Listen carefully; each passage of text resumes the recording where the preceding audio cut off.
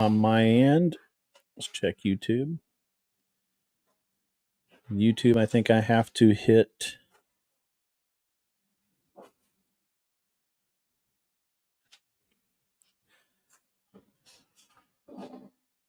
not made for kids, and it should be up.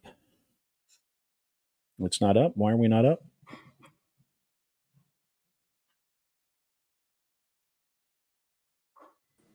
YouTube is letting me down.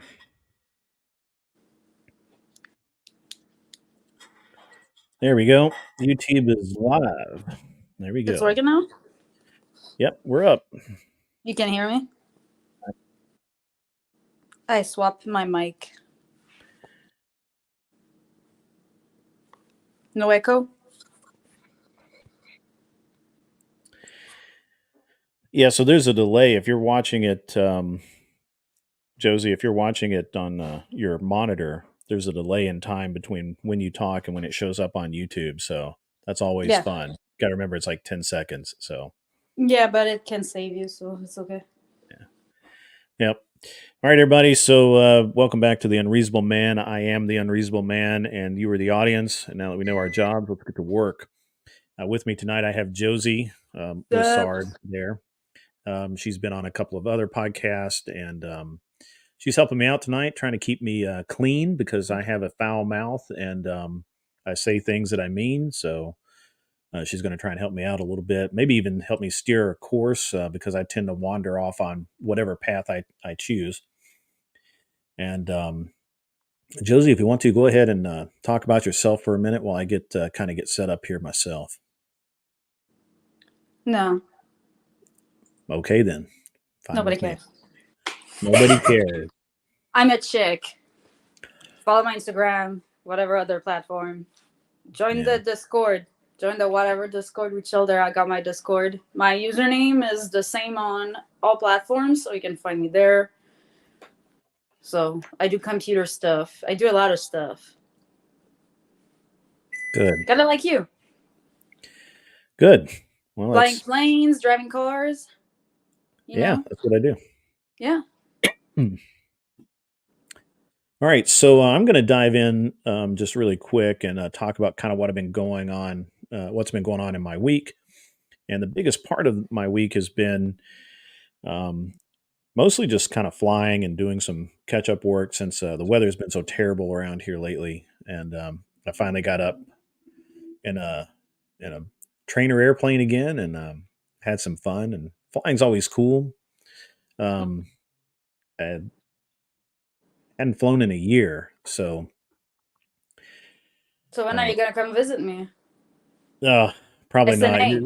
California's off the list, and I really don't. John Wayne. The John Wayne is the red dot on the blue sea. Yeah. Sleep on it. Sleep on it. Yeah. No, we got Trump flags around here. I don't go to California. That's off the list. So. But it's Orange County. We're built different. Yeah. Yeah, that's true. California is just messed up, so I don't go there. But that's okay. No big deal. But you could fly to the whatever podcast if you wanted to, and that would be like baller. Because they're right next to Santa Barbara Airport. Are they really? That actually would. That actually would be. That actually would be. I have to do some cross country work. Maybe I'll work that in. That'll be awesome. You could come pick me up. No. I'll just jump in. No. Can't do it. I don't do that kind of thing. So. You don't do the pickup drop off? No. I got to be honest with you. I have. Who's that guy? I'm trying to think. Steve. Fuck, I can't think of his name. He's the host on Family Feud, and he's he doesn't. He's never alone with women, and he has no female friends, right? And that's me. I'm never alone with women. Period. If I can help it, and I definitely we can bring Enzo. I'm sorry. We can bring Enzo. He barks at man. Yeah, No, I'm that's kidding. that's not. Yeah, It that's not it's enough. not it's not that deep. Anyways, John Wayne has a curfew, so Yeah. the whole point of taking a plane would be pointless because you'd have to get a freaking hotel regardless. So like, yeah, Okay. But yeah, so I've been I would doing have a. flown.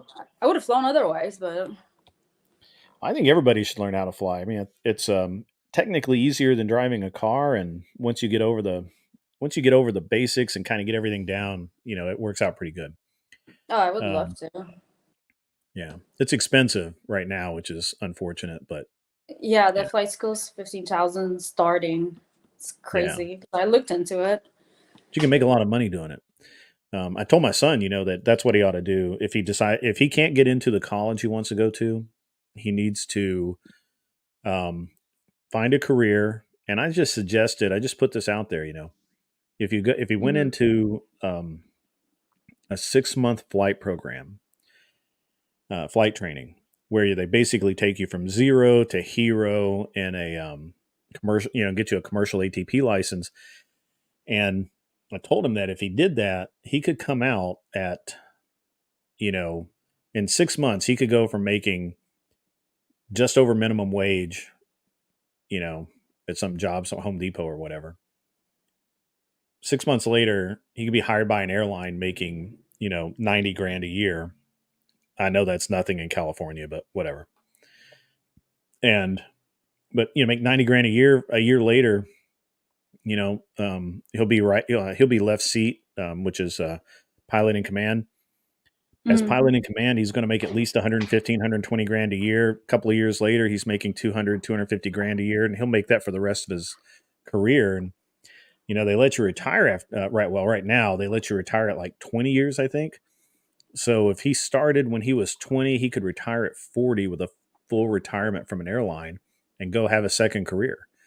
And I think that people don't really think in terms of earning potential when you typically when you ask somebody what they want to do in their life, they start talking about things they like to do, or oh, I really want to be this, or I really want to be that, or I want to be like this.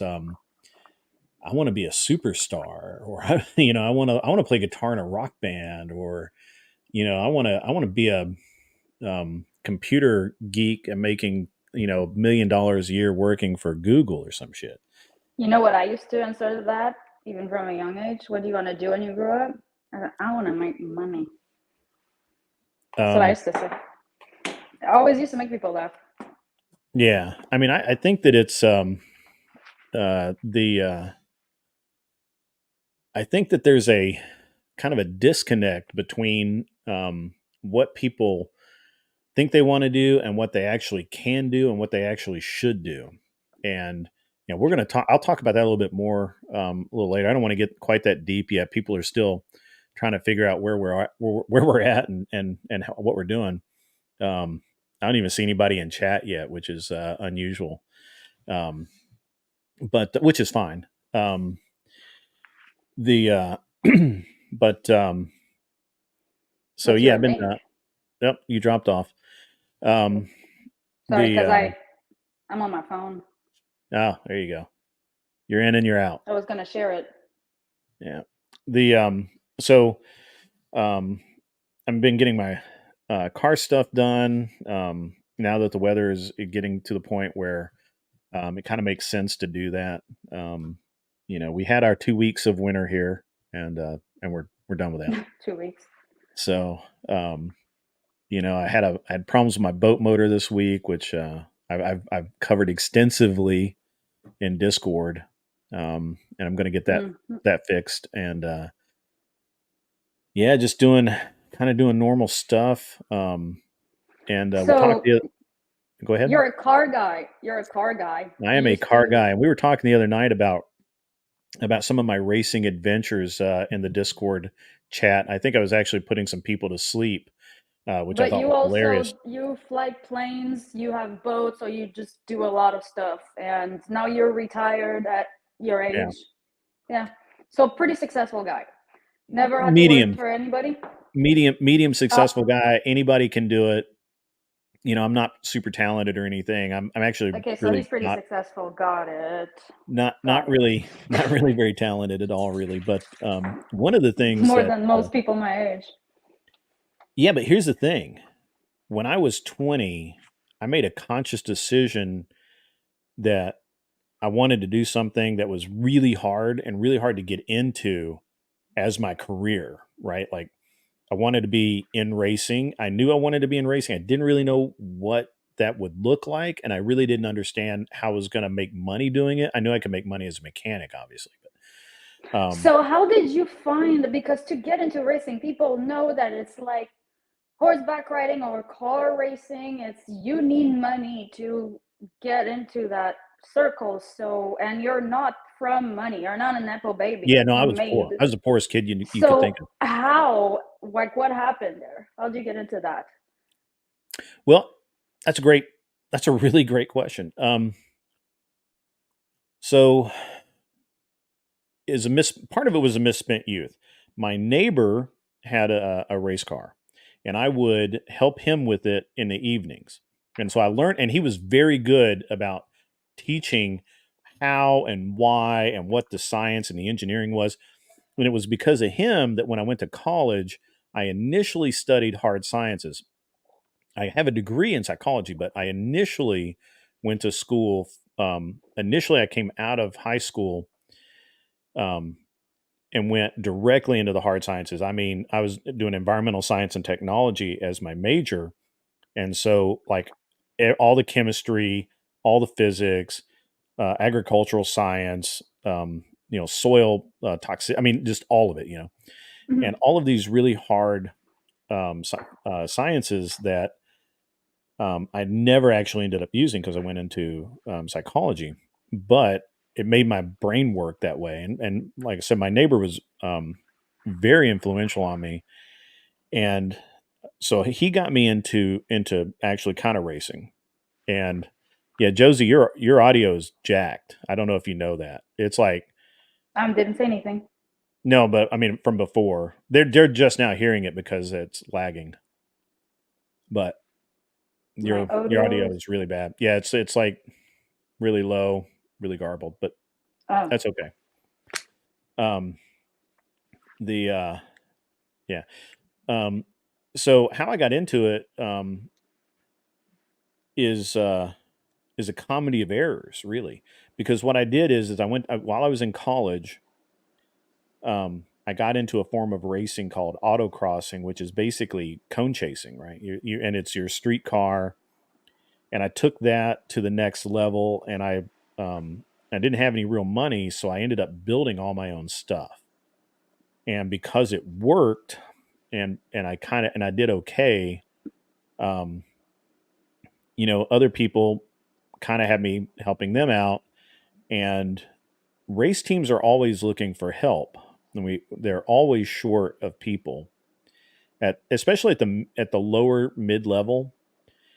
They can't afford to hire a bunch of people, so a lot of it's volunteers. So I volunteered. I kind of got a reputation for being pretty smart, um, reasonably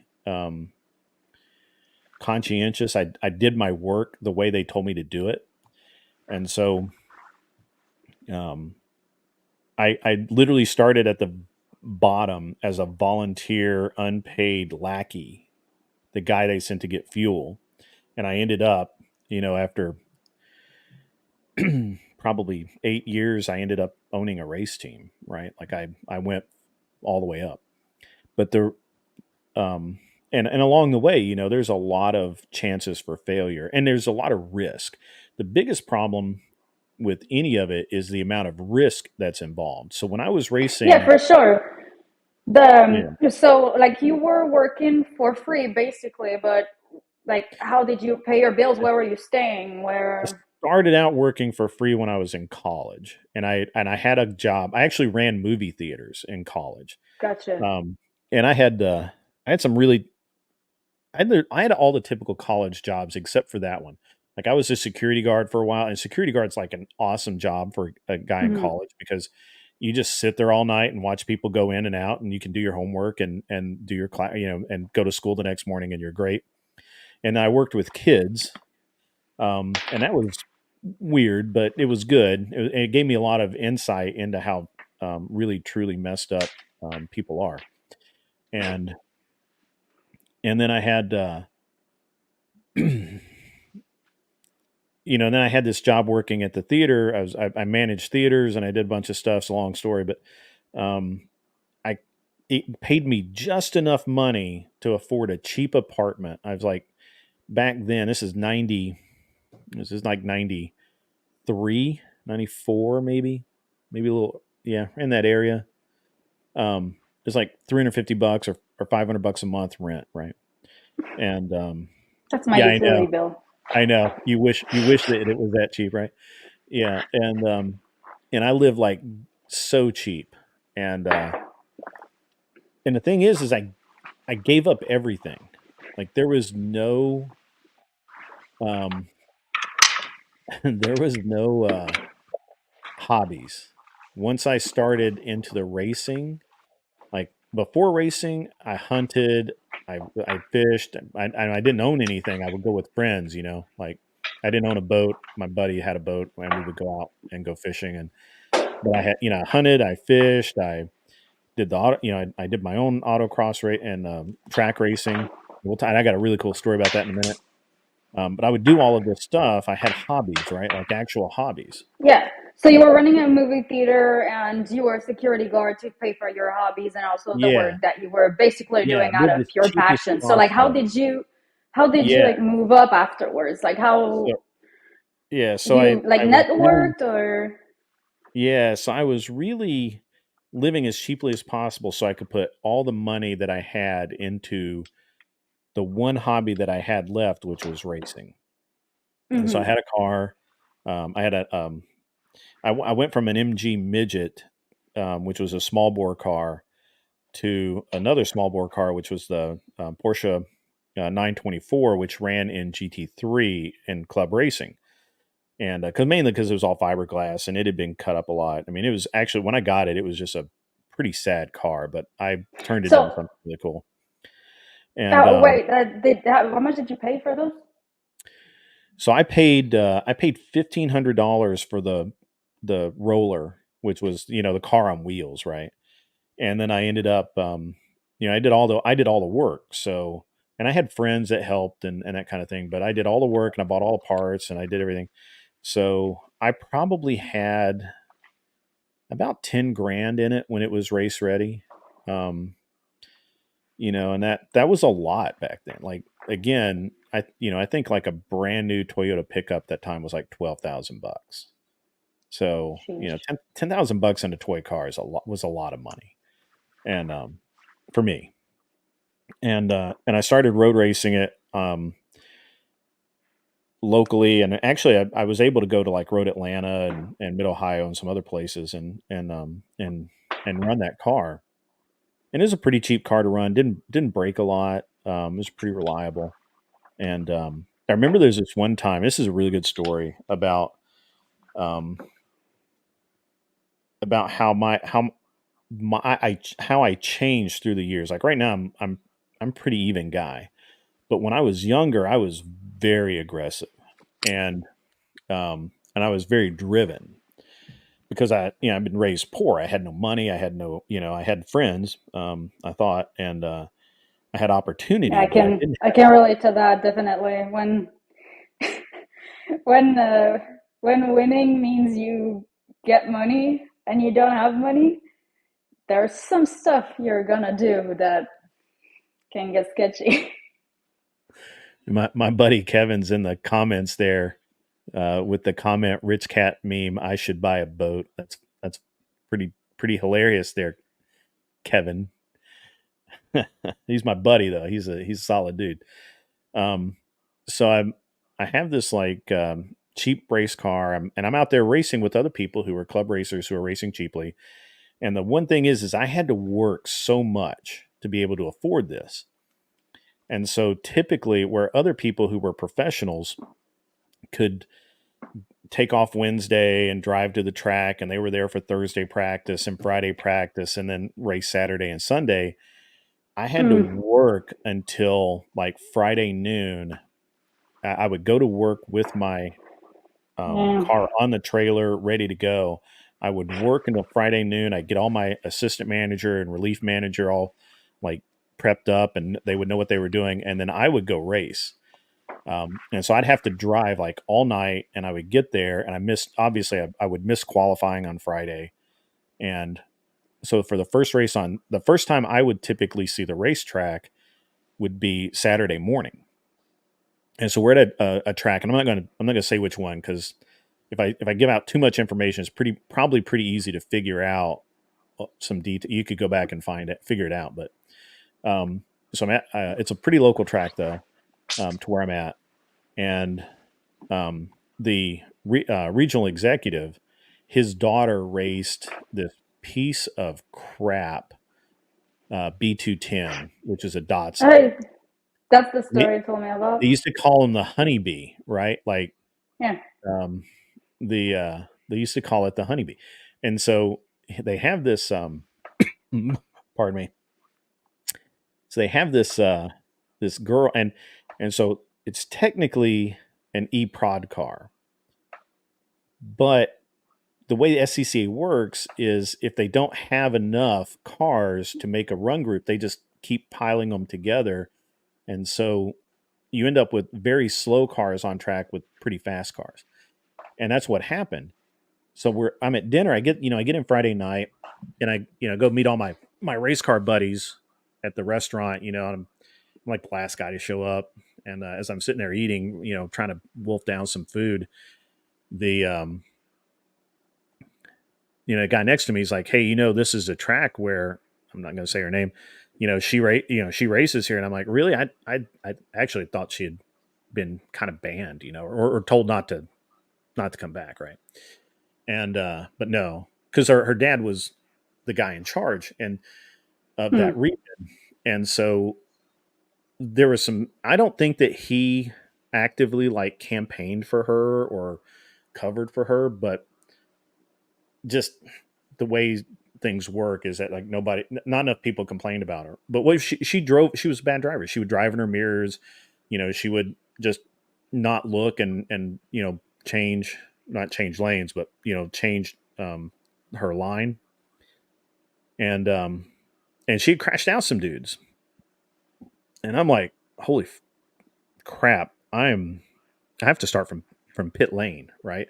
Like you understand when you don't make qualifying, you don't have a qualifying time, so the whole rest of the grid starts on the track, and I start on pit lane, and I have to catch them, and that's tough enough. Um, so I come out and I'm like, I don't know what I do. I don't know what I'm gonna do. So I spent all night like stressing about this. Not all night. I spent like an hour before I could pass out asleep, stressing about this. And I get up, when you're at the track, you're getting up at 5. If you get to sleep till 5 o'clock at the racetrack, you've like accomplished something. 4. You're gonna have to Maybe get up 4. early. You got to get there. You got to prep your car because like for me, my first track session was I think this first or second one which would have made it probably the 8 o'clock, 8:30 session, and I only get 15 minutes, which that basically translates to like 3 laps, right? So I get up, so we're going around the track, and I get up beside her, and as we're coming along, I get the wall on this side, and she's over here, and I'm over here, and as I come up beside her, I literally look over, and I make sure that she sees me, and I just bump her door and just keep going. I just literally just like boom, and just kept going. Based. And so of course, we come in, park the cars, go back, and I'm clean. I'm checking tires, I'm checking oil, I'm doing all this stuff because I don't have a pit crew. It's just me. I'm doing all the stuff for myself. And so this girl comes over to me and she says, "You hit me." And I'm like, "Well, yeah, I did." And if you get anywhere near me when the green flag, because I got to start from pit lane, and I have to pass you. And if you are anywhere near me when I come by you, I'm just putting you in the wall. Back then, to go to the runoffs, you had to actually qualify. You have to have enough points. You have to go to enough races and finish high enough to get points to go. You couldn't buy your way in like you can now. Um, or you couldn't soon after that. So to get there, I had to and I don't have money, right? Like I can't. So like guys with money, they could, like they could, like I'm in Tennessee. If I missed Road Atlanta early in the season, which I didn't, but if I did, and I missed this race, then I would have to go to Texas or Louisiana or Kansas to pick up a race later in the season to get the points. I don't have that kind of money. I can't be away from work that long. I can't afford to drag a race car across country. And I know this. Like in my head, I'm like, I'm going to runoffs, and this person could crash me out right now and wipe that whole dream out in like the third race of the season. Hmm. And so I hit her. I mean, no kidding. I mean, I'm telling you, I was much more aggressive back when I was a younger man, um, and it was very driven. And so I told her, I said, if you're anywhere near me, I've heard all about you. You crash people out, and you drive in your mirrors. You do all of the things you're not supposed to do on a racetrack, and you do it all. So if you get anywhere near me, I'm just putting you in the wall. I won't even feel bad about it. And she just stood there and looked at me, and I turned back to what I was doing, and she finally walked off. And and she must have told Misogyny. everybody, huh? Misogyny. Yeah, yeah, the patriarchy at work, and yeah, and In Minecraft. she must have told everybody in the small bore field, because they come by on their formation lap, they take the pardon me, they go green.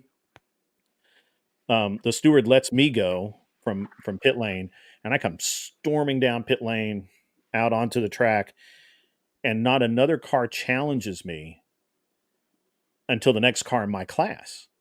Like, because and you have to understand that, like, I was in a GT3 car, she was in a prog car. Technically, they're pretty close, but you're talking about a difference in lap time of, a second to 3 seconds. And in her case, it was probably closer to 5 seconds a lap. I was going to lap her, right? Like there was in this race, I was probably going to come, I was going to not only go by her once, I was going to have to come back around and go by her again. And it's just the way club racing works. Mm. So you, you know, if you get caught in all those slower cars, the guys that you need to race, they are gone, right? Because again, you're held up by guys that are 5 seconds a lap slower than the guys that are making 5 seconds a lap on you. And you're talking about a minute and well, I think a lap there was probably like a 150, 155. So, you know, um, you could you could lose a lot of time. And I didn't have any of that. And I ended up, I think, well, I was second out of three cars in class, and I think I was like fifth or sixth overall. And she must have told everybody, because literally it was like the parting of the Red Sea. Like all these small bore cars, like there's like 10 of them, and it just goes. And I just went just straight up the middle, just no problem. And when I come back, I'm happy. I go through impound. Of course, my car is legal. They release me back to my trailer, and I'm putting all my stuff away. And I actually found out that I was apparently very intimidating, because because I was so low budget, I couldn't afford to have an accident on track that I couldn't fix. Right. So I carried a complete set of spare body work, because I had my car was mostly fiberglass at that point, and it was already painted and stickered. Right. Like it was literally like ready to be put on the car.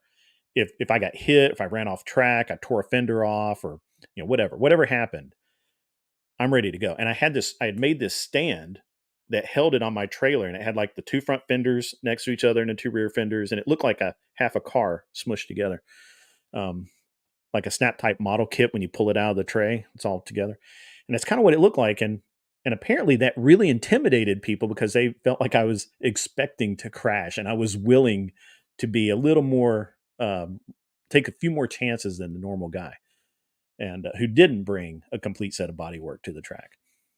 And so So I already apparently that people were a little bit intimidated by my setup, and so her dad came over and talked to me, and he's like, "Hey, I heard about what happened in warm up." I'm like, "Yep, okay."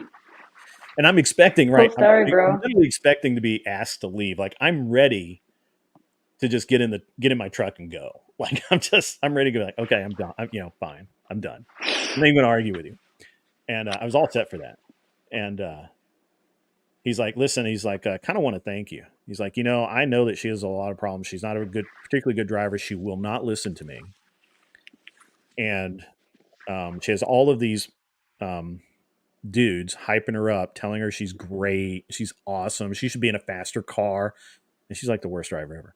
And her dad knew it, and he's like, the scare that you put into her might be the change, because she's never had anybody do that ever. Like nobody's done that.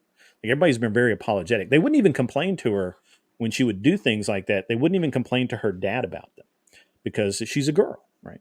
Nobody wants to be a bad guy. I don't care. I'm again, I think I was 22 or 23 at that point, and I had zero F's to give.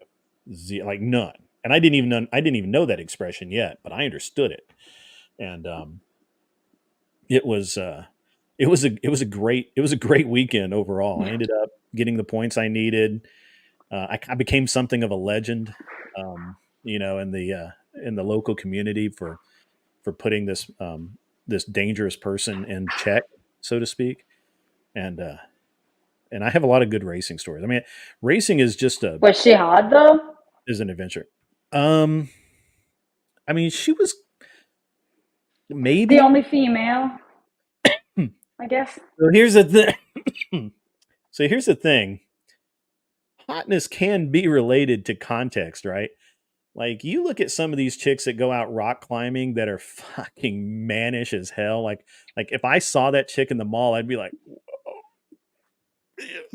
fuck. They You know, I'm don't wear not supposed to say that. deodorant, or yeah. I'm not supposed to say that, but I mean, if you saw them, you see them in public, and you're like, no. But you see them out rock climbing, and they're in their little pink halter top climbing shirts and black spandex whatever pants, and you're like, wow, they're so hot. But it's only because literally the only female or one of three females within 30 miles, and that's why she's hot, and that's it. There's no other reason. The And cycling is very similar, and there is not a lot of younger women around. mhm, So I have no burden of performance when it comes to like social um, status among the right, cycling community. I am on a bike and I am put on a pedestal right away, regardless of the performance. And I'm pretty sure even if I would just fake it, I'd get away with it, yeah. you know. But I mean, it shows in the calories if you don't actually ride. So, like, if I get fat, then I'm not that gal yet. But still, yeah, there's like one chick for 1,000 dude. Right. Yeah, I mean, and so I'm sure she was kind of pretty. I don't remember because I honestly, I just, it wasn't something, it just wasn't what I was there for, And unlike a lot of dudes, I can really separate that out. Like I'm sure there's some guys that are, watching this right now, that go, oh yeah, I can do that. Cause, when you're there and you have something to do, you can't get distracted um, by some weird person that you that is only attractive because of the situation that Well, see, I think that's what makes a simp versus someone with, right. I wouldn't say alpha, but somebody with, yeah, alpha in the psychological way of like Yeah, I am above right. this, like, guys that don't have the power over women existing. It's so weak. So I think it just like makes the difference between right away between someone who's a total simp versus high value man or potential for high value man is that the beta type of male would have put on a pedestal regardless. Versus Yeah, you're like, no, no, that's me first. I don't care. right. I mean, yeah, it was just yeah, I don't know if she was and now I think if she was ugly, you would have remembered because she would bother you and you'd be like, she's ugly as fuck. yeah, probably. I mean, Yeah. she had. I mean, I'm sure. My recollection is she was slender and she was blonde, and that's literally all I remember. Okay, so a So seven. yeah, like a seven. Yeah, maybe. So I now I when I mean, you're was, skinny, you're blonde. Like, I think that there was, I think that there was a there's a difference between when I was at the track as a competitor versus when I was just working. Right now, a few years later, and I told this story last night about Bobby Rahal beating Eric Bretzel, and Eric Bretzel had a. I'm sure he still does. I don't. I'm sure she's still with us, but his sister at that time was hot. I mean, just smoking. She looked great in a you sure driving. you're good saying names here? Huh? You're good naming people here? I don't remember her name. I just remember his name. I mean, it's in the results. You could look it up. and um, Okay, but but he had his sister was smoking. I don't know if she was a real redhead, but her hair was red at that time, and she looked great in a driving suit. And the only reason I know that is because I wasn't driving; I was working, and I had free time to go. Huh, she's pretty good looking. So other than that, I wouldn't have ever. When there's a difference between when you're being a competitor and you are focused and you have an objective, and when you're just there doing your job. So, um, which at that time in my life I was literally just doing a job. Now later on, as even as someone just working at the track, I was so focused on winning that I didn't notice anything else. And it always shocked me absence of um, the absence of female drivers back then versus now. And when I had my race team, I was kind of known for putting I was known for putting young drivers, giving them a chance, giving drivers without a whole lot of money a chance, and kind of subsidizing. If they just didn't, like if it was 20 grand to race the week for the race weekend, I would get. I was in pretty good with the series guy, and I would get him to kick me a free entry. So that would I give that to the kid. I get a free set of tires. I give that to the kid, okay, and but then before you got to do that, you were racing, you weren't making money, you were mm-mm. willing to pretty much it was like either I die or whatever. Willing to hit a chick's car Yeah. unlike other drivers. So you went from there. How did you graduate from So that to a point I where went when from did you there. start making money from it? All right. So I went from there to a Porsche specific race shop in North Carolina. And That hired you? yeah, they hired me because I was, well, first of all, I was racing a Porsche and that helped. And um, I was really good at it. I like just just getting it down and understanding it and being willing to work the long hours and holding The yourself to. mechanic or the Yeah, driving I was a skills? mechanic. So I was Gotcha. a um, I started out as a Porsche racing technician.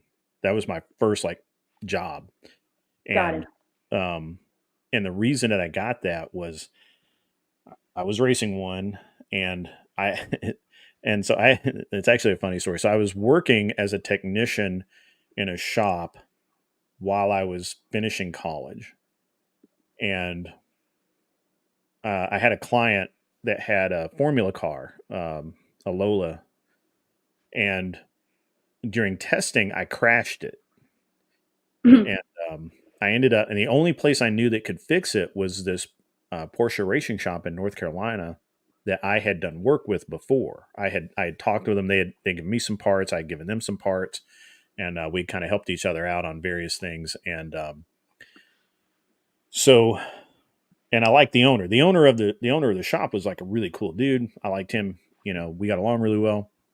And so I went over there. I paid them to fix the car or fix parts of the car, and then I actually went over and finished the car, fixing the car out. The one that had, and I mean, this thing it hit so hard it broke the steering rack, and I mean, I thought it was going to catch on fire, and it was a pretty impressive event. And and once I finished that, he's like, "Hey, well, actually, so while I was there fixing the car, again, these race teams are always short of people, and they had an event at VIR, and he's like, "Hey, do you want to go to VIR and work with us for the weekend? And I'll pay you for that, and it'll cover part of your bill." And I'm like, "Well, yeah. I mean, I don't have much money here," and so I just never actually left. Like I did that job, and he said, "Hey, I'll hire you," and he gave me a reasonable salary, more than what I was making. And for like the first month, I lived in the shop because I didn't know anybody in North Carolina, and I didn't, and then I rented a room and I lived there for a while. And we won Daytona when I was with that shop. We won the 24 hour, and we did. I mean, basically, that was where I really learned and understood. I already had an idea what it took to win, but that's where I really, really learned. Like it was, the level of detail, the how far we took things. Mm-hmm. I was talking last night about how we built these engines that were making like a 40 horsepower more than our closest competitor legally, and they could never figure it out. And So you would figure out like how to build those. So you were Mhm. pretty much the engineer. No, so we had a guy that. So this is how I ended up really becoming a team owner.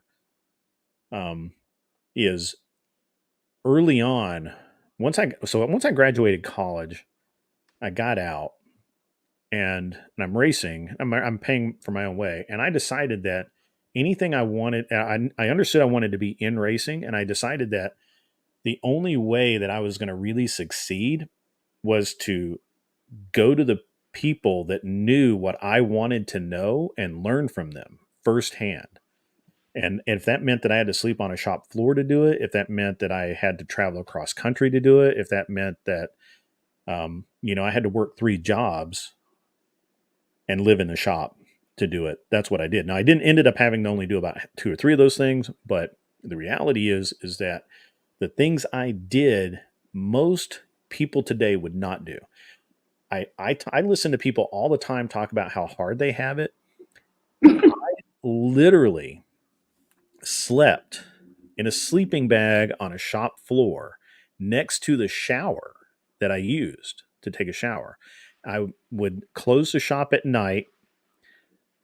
I would literally lock up, close the shop at night, go to bed. I would get up the next morning, I'd open the shop up, and I'd start working before anybody was there. And if I was really lucky, one of the guys would remember that I was sleeping in the shop and bring me breakfast. Otherwise, I didn't eat until lunchtime. And and that was my life. Like I lived that for probably 6 months. And well, not 6 months. It was probably 3 months before I got around to getting an apartment. And I didn't even get an apartment. I just rented a room. Like I was, because I didn't know. I didn't know if I would. Here I am today, and I could be on the other side of the country next week.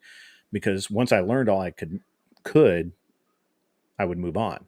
And so, like the reason I was at that Porsche shop, they, they were really good, and they were exceptional actually, and they were cutting edge. So when And you started, you learned and then you what started building motors, sold them, yeah, or you yeah, okay. the I built motors for them, but the chief engine builder there, he had been to Le Mans. I mean, that he was a legend, and I stayed specifically to learn from him. Now there were other guys too. Like we had the best welders in the business that would come by, and I would learn from. Like I wasn't learning to weld in welding shop down at the Votech school. I was learning to weld from like NASCAR top shelf guys, and learn about fitting um, things together. And I had this really great experience where one of the first things I did there is I converted a 914 into a 914.6, and part of the and it's not complicated, but it has to be done right. And it was a race car, obviously, and so it's got to be done right because we're gonna. It's not this thing's not tooling around the street. This thing is going to Road Atlanta and going to be balls to the wall the whole time.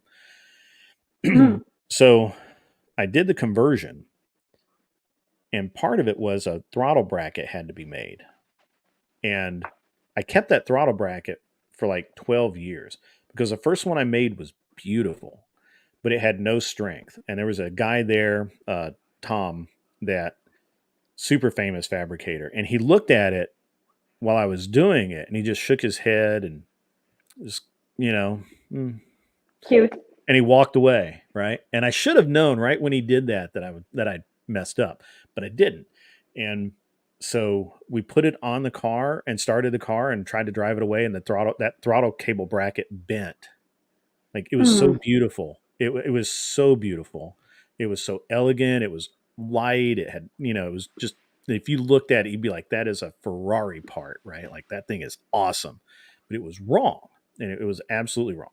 So I kept it to remind myself every time I think I'm right, look at it again, because more than likely I've missed something.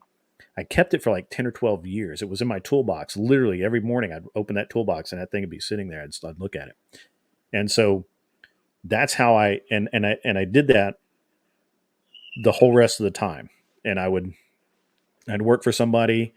And if I couldn't work at our shop, I would go do mercenary work. I made a lot of money doing mercenary work, and I didn't What's spend it. mercenary work? So like if you owned a race team, um, and you needed a crew guy, you need an experienced guy, or you need a team manager, or whatever.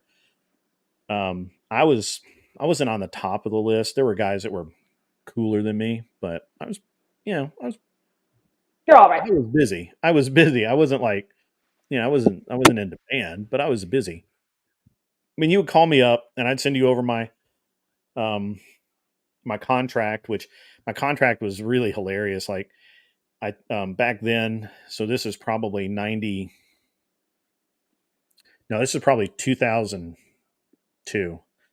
My contract, like $500 is what I paid a month for rent, right? And when I had an apartment, but my contract read that I was paid $500 a day.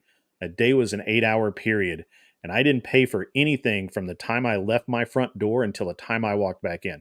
And I mean, chewing gum, bus fare, cab ride, airplane ticket, it didn't matter. And if I had to fly, I not only got the ticket out, before I left my door, I had to have the return ticket in my hand because they didn't have the Good internet. idea. You couldn't have it on your phone, right? And I had to Yeah. literally they'd have to mail me both tickets before I'd even leave.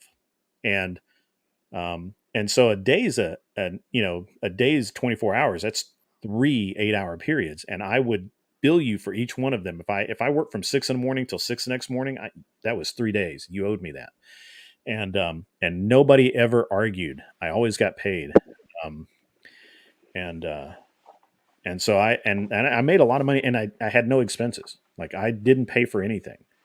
I didn't even there were I would bring. I have another funny story. But what is mercenary work? So it's just like fixing cars or No, no, I was for hire. I was a gun for hire. You know, but what did you do? What's the whatever purpose of so hiring that? typically it was I would come in and run the team for you.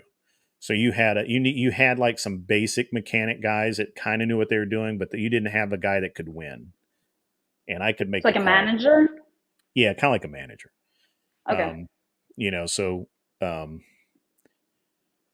I feel like in most competitive things, you can have guys that can get you this far, but you need that guy that puts it all together and I was usually that guy. And I specialized in cargo fast. That's what I did. Made your cargo fast, and I could show up, look over the car, go do a test day, and we're going to be faster when I get done with it. In most cases, now sometimes the cars are pretty optimized, but most cases I could find something to make it faster. So, and I did that for several years, and that's why I didn't have any relationships, right? Because I I mean, never knew when I was going to move. And plus, and I talked about this the other night in the voice chat. I would get a girlfriend, and I would say, hey, I'm going to be gone for a week racing, or I'm going to be gone for a month. I've got 3 races in a row or whatever, and we're just going to go. So we would go to we go like Road Atlanta, and we're headed to Sebring. So we would stop in Jacksonville, Florida, at somebody's race shop and just camp out there and fix the cars, and then go down to Sebring, and then we would come back up, and hit whatever other race we had to do.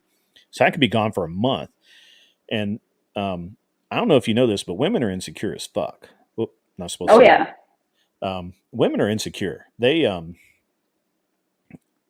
get it in their heads, and if they aren't, they've got a friend that is. If you, Sorry, as a woman who also raced cycling, and we were kind of, the concept is very similar. That as like you're always on the road and you're never home. Let me tell you, it's anyone who isn't familiar with that environment is very insecure about it. I right, pretty much bet you if there was more chicks into car racing back then and you were to date one of them, it would probably be a little bit different because you can relate and But somebody who doesn't I know, did, I mean, it's rough. Like, yeah. I mean, I my experience has been I see you down there, Jess, saying that you could do a month standing on your head, but you say that, but most women these it gets days, old. huh? It gets old Yeah, after. most women these days, if they themselves may not be insecure, but they will have a friend, a compatriot that's whispering in their ear that their man is cheating on them, he's talking up other girls, whatever.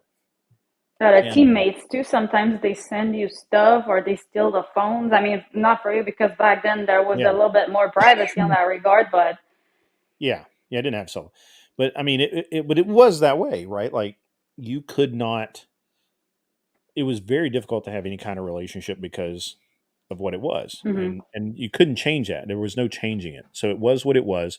And so I just didn't. I mean, I would date, but I dated for convenience, and I dated, to have a good time. I Was never it you really had every location? Did you have like a a girl in every girlfriend at port. When I was in every, the yeah, like Navy, a yeah, regular? No, because um, that was the thing for us, as I recall, that it was like every yeah, location you would have like, but it wouldn't be like a bump and dump. It would be like somebody, I remember, like other girls, they had like, they would call it my Mallorca boyfriend, and then you had the California boyfriend, and they knew about each other, but it's just like, yo, I'm here for 3 months. Let's make the best out of it for three no, months. I'm I'm And I'm not female. I'm not that cruel. So I dated one at a time, and well, it's I one was at a very time. honest. I was It's very, one at very a honest time. about, there. I'm not, was never looking for a relation. When I was looking for a relationship, I was super honest about that. When I wasn't, I was super honest about that. I know And everything so, has to be honest, otherwise it's just toxic. But it was just yeah, like you have like somebody at like every location you just hang out with, and once you travel to another place, well, it's see you next year. But you're kind of most of them remain friends with everyone. Like they're healthy relationship in the most part, from what I recall. It was actually more like probably healthier than most like long term failed marriages I've witnessed. But that was a while ago. So yeah. I mean, and yeah, Jess, I agree. Women are insecure, and they always think you're cheating if you aren't all over them. And that's actually that actually kind of moves me into this thing about Valentine's Day just happened, and it's always interesting to me that people need a day to feel romantic about each other. Like that is the most hilarious thing to me. So first of all, I should preface this by saying that holidays don't mean anything to me. Christmas, New Year's, whatever. It's just another I day. hate it. I've It spent changed so my many days on schedule. the road. I've spent so many holidays alone that the fact that you were with, the fact that my wife is with me, that's all I need. The fact that my kids are with me, that's all I need. That is a holiday for me. I think that the idea, the commercialization of the holidays has just messed with our heads, especially Valentine's Day, because all of a sudden, people get all depressed that they don't have anybody, or like it even kind of affected me the other day because my typically my wife would be home, but she has to be out of state for meetings, and it was and I'm like, well, I was kind of sad, and normally I don't think I would be. I think normally I feel like for the most part I just kind of sail through that stuff. But Valentine's Day just happened, folks, and it's a tough time for a lot of people, and I get that. I just don't understand why we take that one day a year to feel bad about it, right? Like, that just seems weird to me, and then you have you have all the kind of like there's always weirdness around Valentine's Day. I was listening to the radio locally this morning, and this girl calls in, and her boss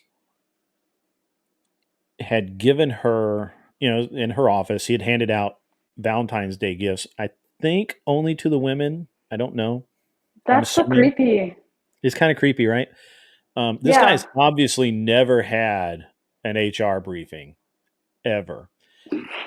Probably kind of I like guess it me. depends what kind of chat you I've are, never but had if an you're like HR an briefing. introvert, it's That's why I know. creepy. The reason I know he's never had one is I've never had one, and I can recognize my own. If Um, he's like a good chat, he gets away with it, and it's just kind of like, oh, that's sweet.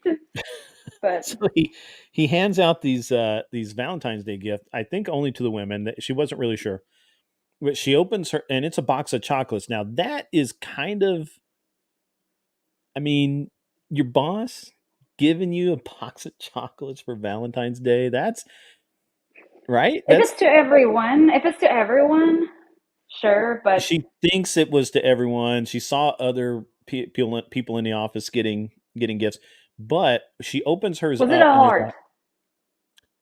she opens hers up. There's $100 gift card to Victoria's Secret in it.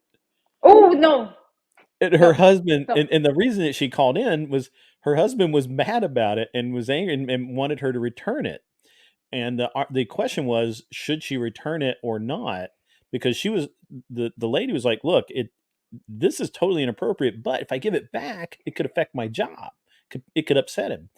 But if I keep it and just don't keep my mouth shut, he might think that's like I wanted him to do this kind of thing. And so where do you fall on that? Isn't that, I mean, and that HR. that- HR. this guy's never, no, this is obviously a small office with no HR department, because that guy's obviously never had an HR briefing. And that's crazy, right?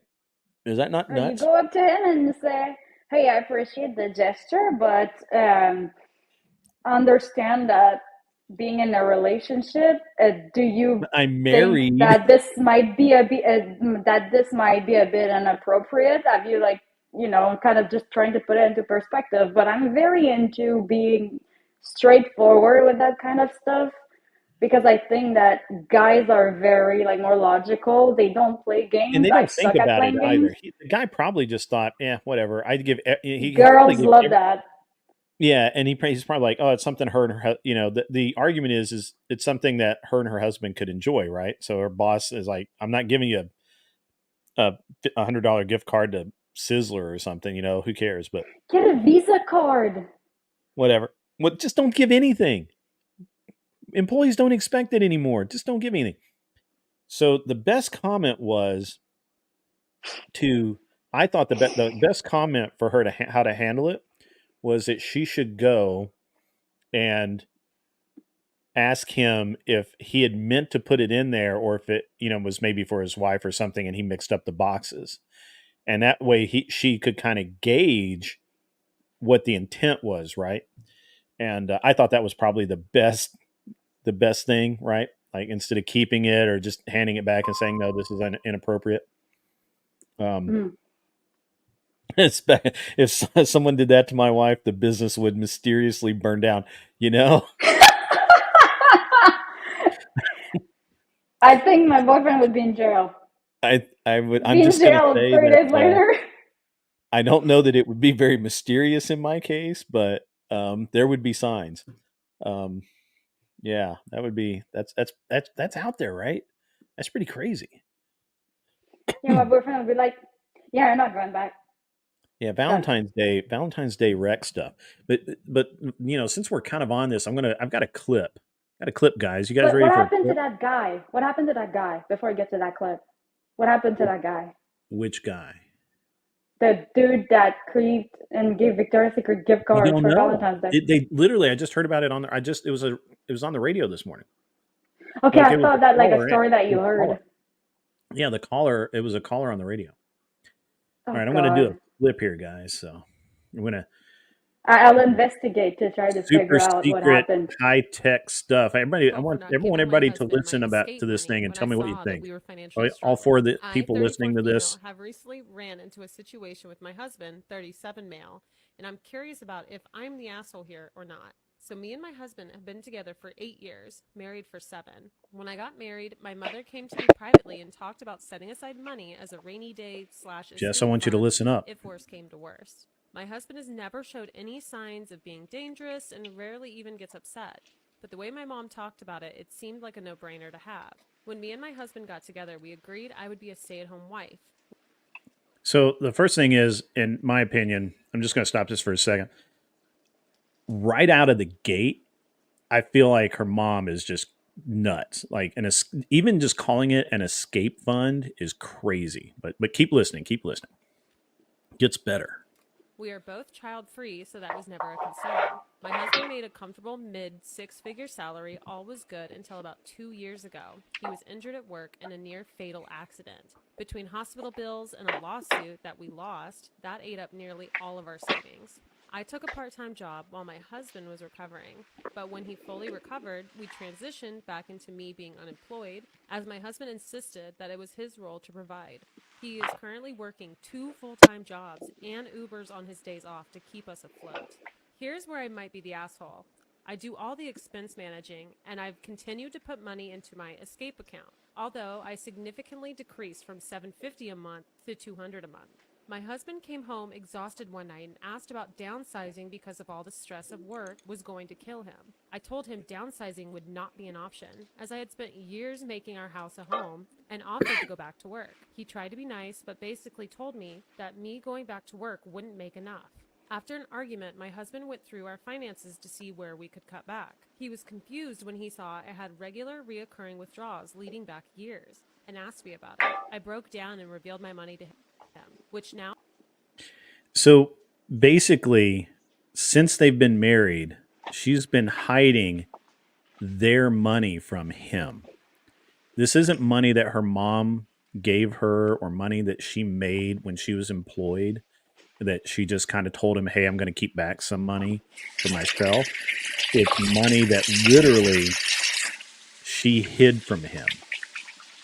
sits at $47,000. After I told him all of this, he just broke down sobbing. His point of view is I treated him like a predator and hid money from him for years, even when he was at his lowest. I told him that the money was a precaution I would have taken with any partner and not specific to him. He left the house to stay with his brother and said I hurt him on every possible level. But my mom says this is exactly what the money is for, and I should bail now. Am I the asshole? All right, guys, what do you think? Mama's based us.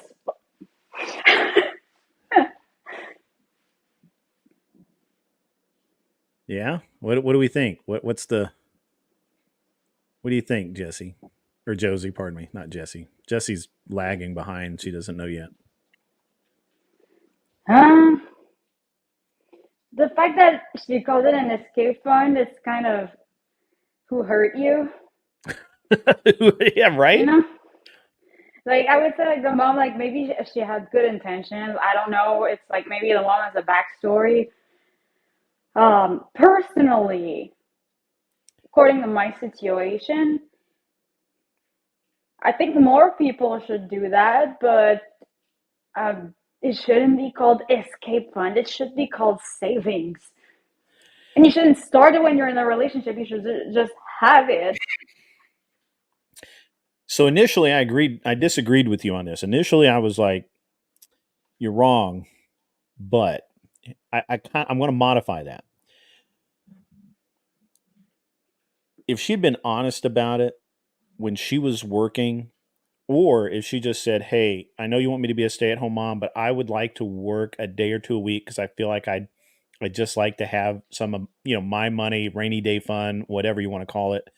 I think that's cool. I think that's a reasonable ask. I agree with Jess. The comment, "Mom has trauma. When you were married, you were all in." See, that's me. Like, you're either in or you're out. You're in it to win it, or you're just not.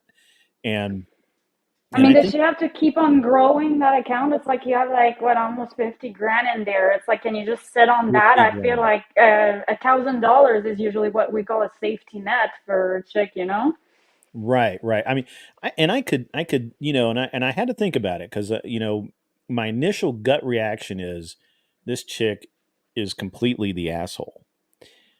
But I think that in retrospect, yeah, okay, there are circumstances where I could see having that money, kind of as a cushion, right? Just in case, things could happen, and there's some good arguments for that too. Like, her husband could have gotten sick and she could have used that money. But what really bugs me about the whole thing is she didn't use it when they were down. And I'm sure that her husband, Hmm. when he was sick in bed in the hospital or hurt or whatever, injured, whatever it was, I'm sure when he was at his lowest and they were scraping every penny and she had to go back to work and she had 10 grand in the bank or 20 grand in the bank at that point in time, to know that, because all right, so let's think about this. They've been married 7 years and she's accumulated 50 grand. It's 10 grand a year. So let's say that she has 20 or Hidden 30 money. grand, 20 or 30 grand sitting in that account while he's injured and he's stressing about losing their house, right? To find that out as a man, I don't even know how I would react. And Like, that I she said, really no, don't. I'm not willing to Right, downsize. right. I'm not willing to At least downsize. I'm a downsize, babe. stay-at-home mom now, right? Like, I'm not even a mom, no kids. She is the asshole. Verdict. She's the She asshole. shouldn't have hidden it from him. That's You should number never hide. one. Yeah, never hide. That's right. You never hide that. Because he did ask. He did ask. It's Right. not like if he didn't ask, it's like, well, he didn't ask. I would be like, perhaps. No. But why the fact that it's an escape fund and that she didn't mention anything about it, and that when it was at its lowest, she wasn't even offering to like pay the utilities. Right. I mean, that's crazy, right? I mean, think about that. Think about how hard that is on a dude. Think about what a nut punch that is to a dude. I know it's hard because you're a girl, but just think If it was about $1,000, if it was $1,000, that would be totally different. oh yeah, But it's yeah, 50 grand. Can't right. you pay like $200? Yeah. Like, W- I mean, yeah. if she had that money sitting there, she probably didn't even have to go back to work for that year. Or And what is up with having to go back to work for Christ's sake? I was literally like out of status here in the US. I didn't have a work permit. I couldn't work. You know what I did? I had an eBay store, which you can do from home, which I is have a friend of still, mine I that does still that. run it. I have a I friend of mine still that does that run it. exact thing. Hmm. And I do, now I do like chatter work, like um, ghost chatting. That's what it's called. Like you respond for people Oh, that you're a don't want to typer. be there. You're a typer. It's not typer. It's not called typer. I don't know why Brian calls it typer. I like that. It's ghost chatter. Ghost Ghost chatter. chatter. Hmm. Yeah. Hmm. You can say ghost typer because typer, it's like the chick tells you what to say. Like somebody who's a typer, it's the person tells you what to say because their hands are busy doing something else. but they're still in control 100% of what goes on the keyboard. So ever since speech to text or voice to text became a little bit more sophisticated, the the need for typers decreased like by a lot, unless it's more personalized and everything. And if usually it's personalized, they tend to just want to write it themselves. But yeah, the voice to text definitely kind of killed the whole typing job opportunities. Now they're ghost writers, ghost chatters. But yeah, This is a fascinating journey down something I never even wanted to know. But thank you. I hate it. I bet you hate it. That sounds like something that would be a very hateable thing.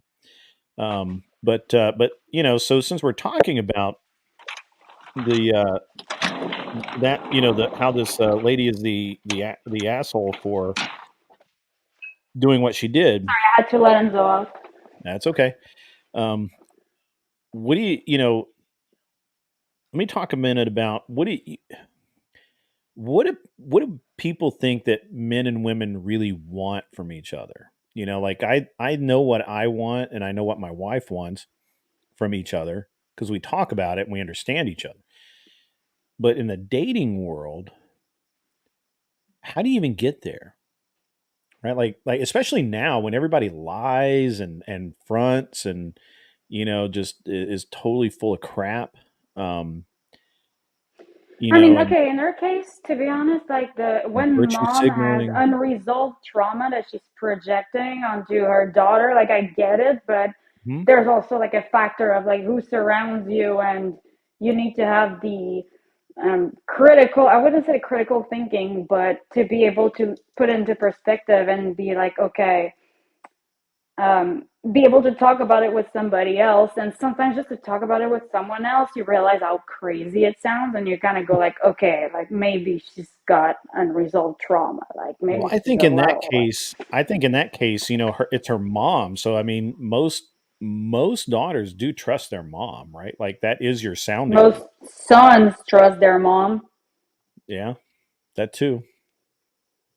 Yeah, I I don't don't know. want to sound like I got a personal problem here, but I think she's the asshole. I think you can't get past the fact that this girl, this wife of 7 years, is the asshole, and she wins the asshole award.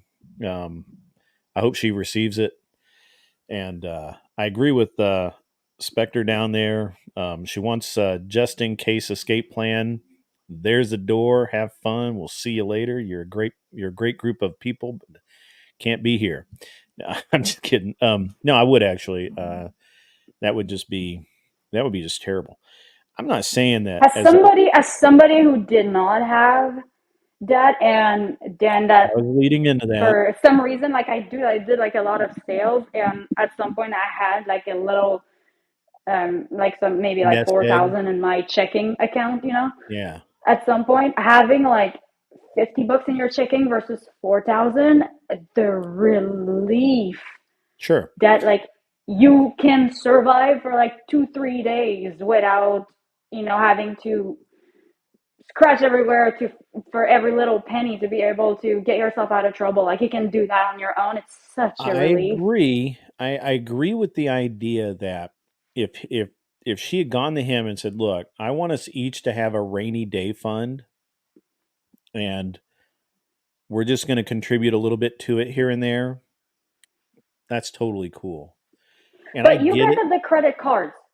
She probably had like access to credit cards and credit Yeah, I score, mean, we and don't know we don't know the whole story, right? I mean, we're just going yeah. through the fact that I think that the big issue is not that she didn't have any, or that nobody wanted her to have money if her and her husband split, which they would not have split had she not pulled this nonsense.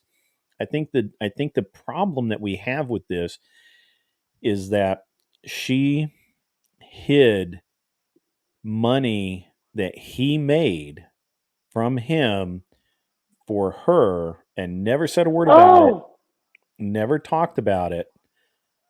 And so it wasn't like she went out and made a few bucks and just kept it back for herself. You know, the entire time they're married, she's taking money out of their joint account and hiding it from him, and that's why he felt. I guarantee you, that's why he felt betrayed. Um, that is just wrong, you know. And Oh yeah, no, if it's his money that he made that she kept for, oh no, okay, bye, yeah, bye, Felicia, pack your shit. I mean, You're technically, gone. because okay, so it's their money, right? If she's not working, she's the homemaker. He's got the Yeah, job, but bro, but so it's it's kind of their. is. Like, But at that point, it's their money. It's not her money to yeah. take. It's their money. It's just like my wife and I. It's I don't have my own money. She doesn't have her own money. We have our money, and that's it. And I've heard a bunch of arguments over the years about men should have their own bank account, women should have their own bank account, and then you should have an account that you both pool money into to pay the bills. Look, if you want to I'm doing it again. I'm sorry. If you want a roommate, get a roommate. Okay. If you want a roommate friend with benefits, look on Backpage. I'm sure you can find one. What If about you if it want was a just wife, boyfriend, girlfriend? yeah, if you want a wife or a girlfriend, that's not how that works. You're in it to win it or you're not in it. It's just that simple. I can't put it any more simple than that. Now, does that mean that I track every expense that my wife makes? No. I don't I mean, no. I don't. I mean, I care, but I trust her enough that if she was going to do something abnormal, she would tell me about it, right? And I I think think that she if would you, have done it by now. yeah, well, I mean, I think that I'm not.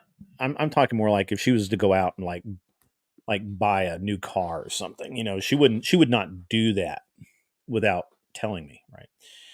It would never Yeah. occur to me to not trust her to not do that. So, um, I think if you don't have that trust in each other, then you have some very serious conversations to make. Um, because money's important. That's like the biggest reason that relationships fail. It, Yeah. it's not it's not incompatibility. It's not that you hate each other. It's not that you don't love each other anymore. It's that the the subject of every time the subject of money comes up, there's a fight about it. One person feels like they're putting in more than the other person, or not getting out as much as the other person, or you get to always buy this, I never get to buy anything, whatever it is, or you don't make enough, or why aren't you making more? You're the man of my dreams, but you're not going anywhere in life, so now I have to leave you. Well, you're Whatever, not the man of your dreams, obviously. right? You ain't going Obviously, anywhere. yeah, obviously your dreams are disturbed. Um, but the at the end of the day, you got to have pretty hard conversations. You got to have pretty hard and fast rules, about how you deal with money. Um, I grew up in the South, and there's a culture of men. Um, men make the money. Men make the decisions. Women make it work. I mean, does that make sense? Where like Yeah. I go out and I make the money. I come in and I say I need to buy a new motor for my boat. My wife handles all the accounts and all the inner mechanisms and finds out where we're going to get the money for the new for a new boat motor, right? Like, so it's a team effort. And in the South, that's kind of been not the norm, but it's pretty common, right? And I have that kind of philosophy to some degree. Now my wife doesn't. My wife is like, we're both in this. We both sit down and we both talk about it. It's very equal, but I make the decisions. But I keep trying to kind of push her to the more typical Southern um, ideal, I guess. I mean, as long as it aligns, I don't see anything wrong with it because it's only a problem when like the idea clashes. Like she wants to do something, and you're like, no. But if it's like if your minds are pretty much aligned and you're going the same direction, I mean, when you want the same thing, so it doesn't really matter. Yeah, I think that you have to also really realize that you're going to clash on some things. So you have to, when I think the most important thing, and I was going to talk about how what men and women want differently in relationships. I think one of the first things men and women have to do together, if they're going to live together, if they're going to be married, they need to know how to fight each other. If you fight with each other and you just draw blood every single time and you just leave the room hating that person, you are never going to work. If you can have an argument, have a disagreement, a fight, a whatever you want to call it, a tiff, whatever, and you leave the room and you're both chill and you're both like, okay, we disagree, it's cool. If you can't do that, you're doomed. You are doomed. And I've heard all of the arguments about, well, I just need to go somewhere and cool off. Well, you don't go in somewhere and cool off. What you do is you go and you stew, and your brain sits there and works about all the things that you hate about that. And you just get angrier and angrier. And you come up with more and more reasons to not be around that person. And it's I really sad. disagree though, You think so? because Give you don't seem like a guy who has anger issues. As somebody with anger issues, I will tell you, impulsivity, sometimes it's better to walk away from it because, like, you react multiplied by 10,000 and you absolutely regret doing that because it was absolutely out of proportion. And again, personally for right. me, it's like, Yeah. If exactly. But yeah, you can't if you cannot learn how to argue with each other and disagree without drawing blood every time. And I'm using that figuratively, right? Like if you are with somebody any length of time, you know how to hurt that person. You know the thing to say, you know the button to push, you know, right? We don't like to talk about this, right? Everyone wants to talk about the fun stuff, about hugging and kissing and loving each other and all this stuff. Nobody wants to talk about the fact that you're going to disagree at some point, and you better know how to disagree without literally making the other person hate you or you hating the other person. And if you can't do that, you're doomed. The relationship is doomed. You have to know how to do that. Like I actually don't fight that much anymore because I just don't. too Yeah, much trouble. it's too much trouble. Like, there's too much Me effort. Like, neither. okay, you're right. I I love the silent treatment I don't want to fight right now. Just because leave me alone. And I like the silent treatment because just leave me alone. you just leave me alone. Like, I don't want to argue, you go away. But I've always had a hard and fast rule that we never go to bed angry and or disagreeing. Like if we haven't worked it out to where that like we're both okay with it, don't go to bed. Don't go sleep on it because it just ruins everything. I mean, that's been my hard and fast rule. It's worked for me. It may not work for anyone else, but it's worked for me. But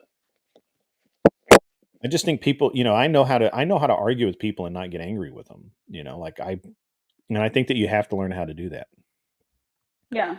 But I think, if you're going to be in a relationship with somebody, you have to learn how to be mad at them and not hate them. So there's levels, right? Like, and I don't think people talk about it enough. I really don't. I think that they think it's going to be, I really do believe that people think they're going to find a relationship where they're never going to disagree. They're Right. never gonna, we're not going to argue. And, we've also, come on, I bet right now, you probably know a couple right now where the girl is like, oh, we're so perfect. We never disagree on anything. He is so great. He does, or, it could be she in this day and age.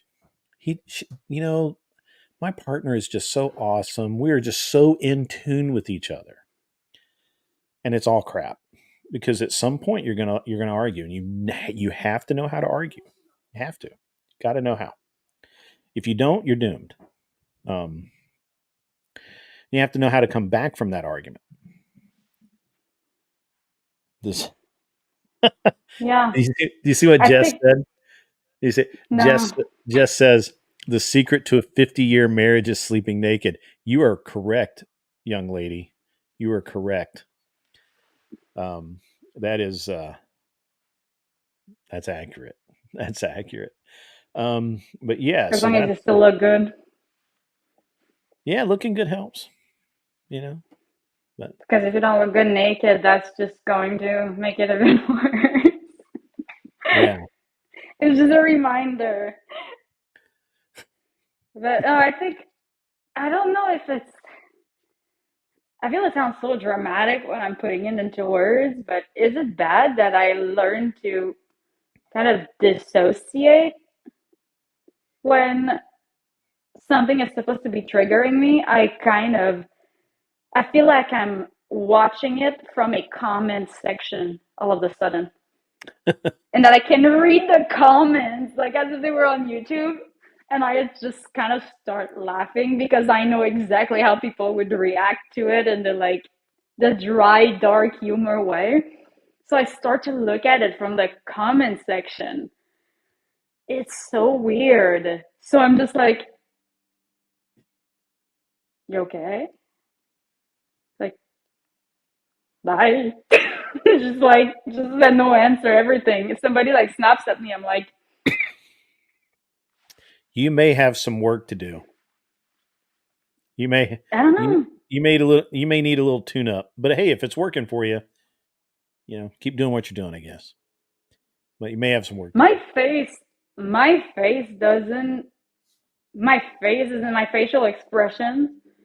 Like that was the first thing. The first time I went on the podcast, people were like, "Well, I how did remember they that. say They were like, that?" "You're angry. You're so angry. Why are you angry?" I remember And that. I wasn't saying anything, Yeah. but I Yeah. was getting so annoyed, and like my facial expressions were just speaking for themselves. Yeah. But no, I get annoyed by things. I'm very like short tempered. Like Mhm. I get Yeah, we've so heard. triggered over like things that get on my nerves. I get, ah, Jess says Josie has RBF, what's that? resting bitch face. Yeah, dude, I got modeling contract for having that face Yeah. because it's asymmetrical. Like I stand like that, but my eyebrows is like naturally more like lifted on this side. So every time I stand like this, I kind of just go like. But that's like the natural. But I'm like, that Yeah. doesn't I seem. get you. I understand. It's okay. I got in the like, front pages for that face, so I'll take it. Thumbs up. Not everybody likes it. Not everybody likes it, and you know what? It's okay. Well, okay. I would ask for advice from somebody who says, "I don't think you're that hot. Like I think you're a 5." I'm like, I want to hang out with you.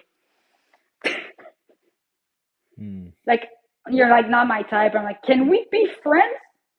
Because I feel like your opinion would be honest.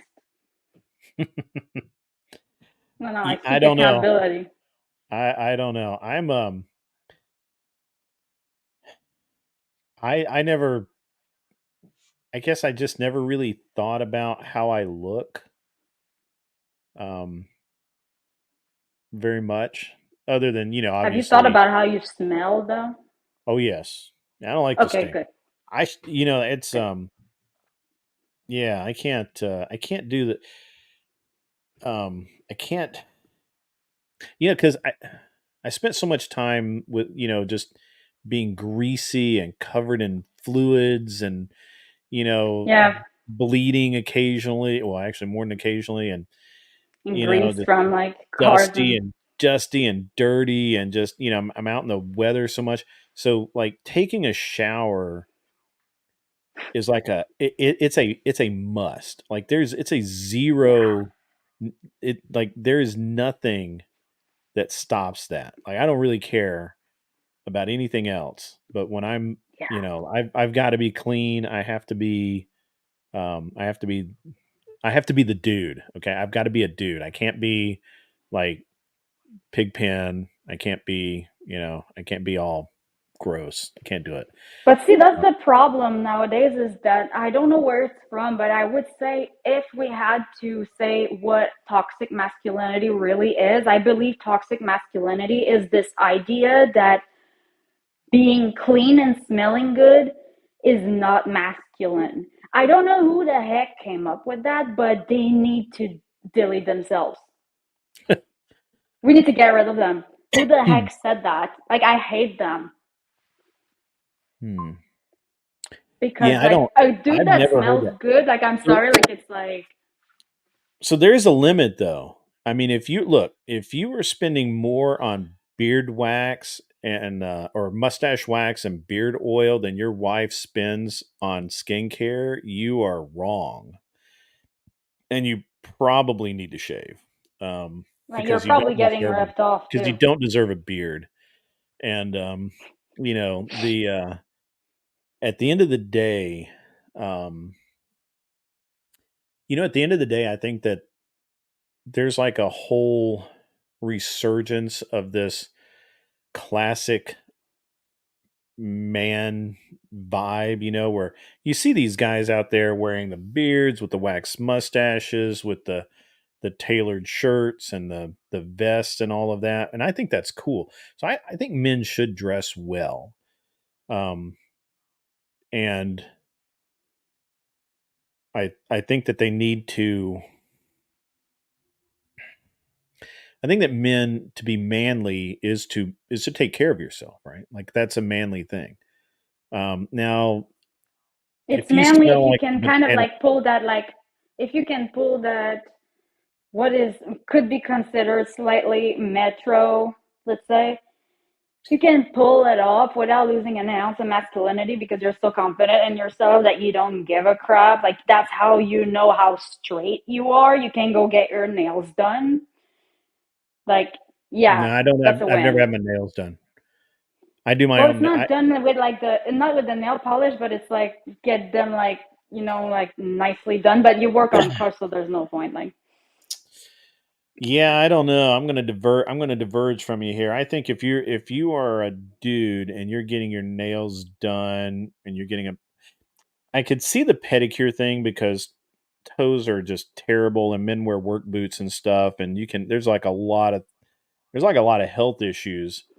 but working Um, hands too. Like, you well, don't you get like those little like cuticles here, and those hurt. I don't know.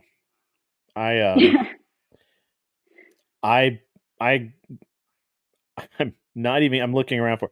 I literally use a knife to trim my nails with. So I'm not the right guy to ask on this.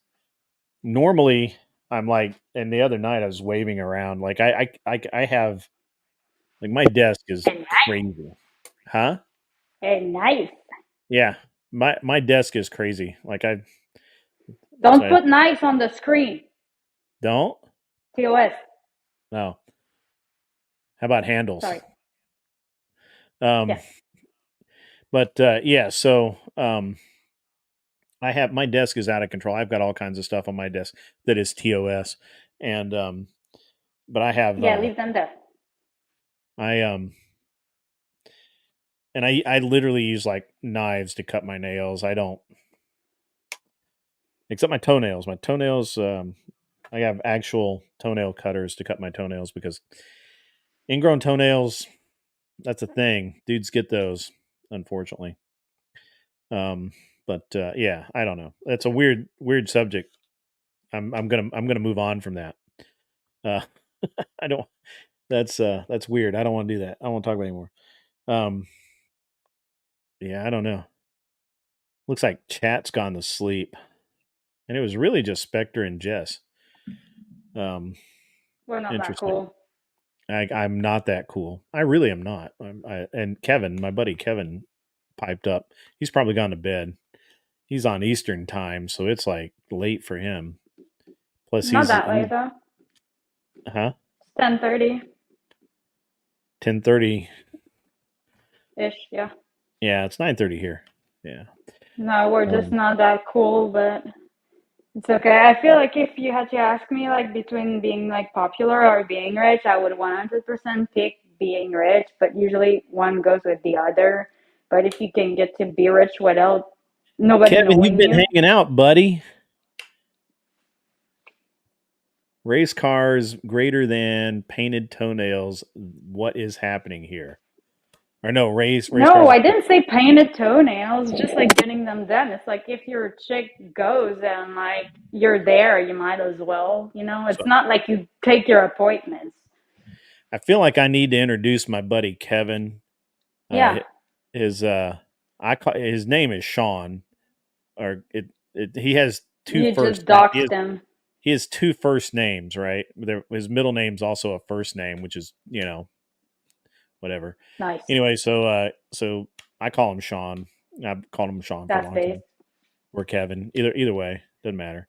Anyway, so actually I mostly call him Landers, but he is the dude.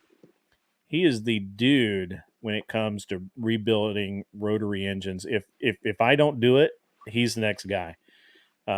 He is absolutely um, he's awesome, and he's been doing it a very long time. He is the only person I know that I've witnessed go through all the proper steps of measuring and determining the condition of different engine parts. He's the only, and I've been to a lot of rotary shops. Sometimes they knew who I was, and sometimes they didn't. Landers is the only person I've ever seen actually measure the parts out properly. He is the dude, and I've known him for a pretty good while, and he is funny as crap. He tears Inspectors. people up. He is brutal when it Is he comes single? to. Jess is He's single. married. He's very married. He's got a kid. He's got a kid in Sorry, college. Jess. I Yeah. tried. Sorry, Jess. Yeah, you're out. Um, and I told you, but Beating Chicks is single, and he's in Florida.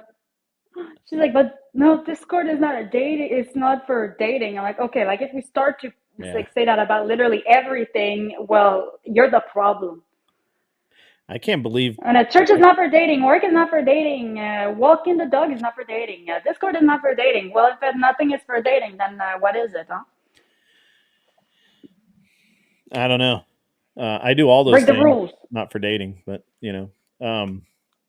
yeah. Landers is. I'm shocked he stayed this whole time. Now he is funny. I am not that funny, but he is funny. He is the dude, and I'm telling I you, think it's your sense of humor along with the British TTS. oh It yeah, just hits different. yeah. Like you might have to start talking like this. I can't. I can only talk normally. Donated $100. You know what's funny is that there for a while, for some reason, I would do the first one. I don't know why it was always me, but it would come out in Japanese, the Japanese schoolgirl voice. That was It so was funny. I remember hilarious. that. Oh, you You have couldn't no idea how understand many shit. people have PM'd me through my other YouTube channel, the one dealing with airplanes. You've no idea how many people have found that channel and sent me a message privately or posted in the thread visibly asking me why I support or why I send so much money to Brian. I wish Brian Because was you watching can. this. I would love his feedback on how I'm doing, but You never um, know. yeah, You you never never know. know. So and it's really funny because I don't engage with any of them, but if any of my adoring haters are watching, the whole reason that I You have haters? support, huh? Ain't no way. Ain't no way you Yeah, have haters. yeah. Um, Like, the the whole reason that I supported the website. First of all, I I gotta admit, I kind of like zinging in the little TTS and just kind of zapping them, a little bit. And I like when it cuts a bitch off. yeah, and the other reason is, Brian's doing the Lord's work, man. I mean, he's out there. He's in the trenches, and he's doing it in a way that like fresh. Like so, I tried to watch Fresh and Fit a couple of times, and I can't make it more than about 10 minutes before I just like this is trash. Like, The after hours or the main show? huh? The The main after hours show, or the yeah, the main main show? show, Yeah, I don't watch it. I mean, I don't care enough to pursue it more than Like that. the show with the girls, or where they give Yeah, like the show with the advice? girls. Yeah. That's the after hours. Oh, is that the after That's hours? I thought that that's was the not the main main show. show. Oh, No, that the main show is they give like life advice, money advice, or like they bring on guests to give advice to man, and they actually like for like improvement. I mean, I learned a lot from them actually.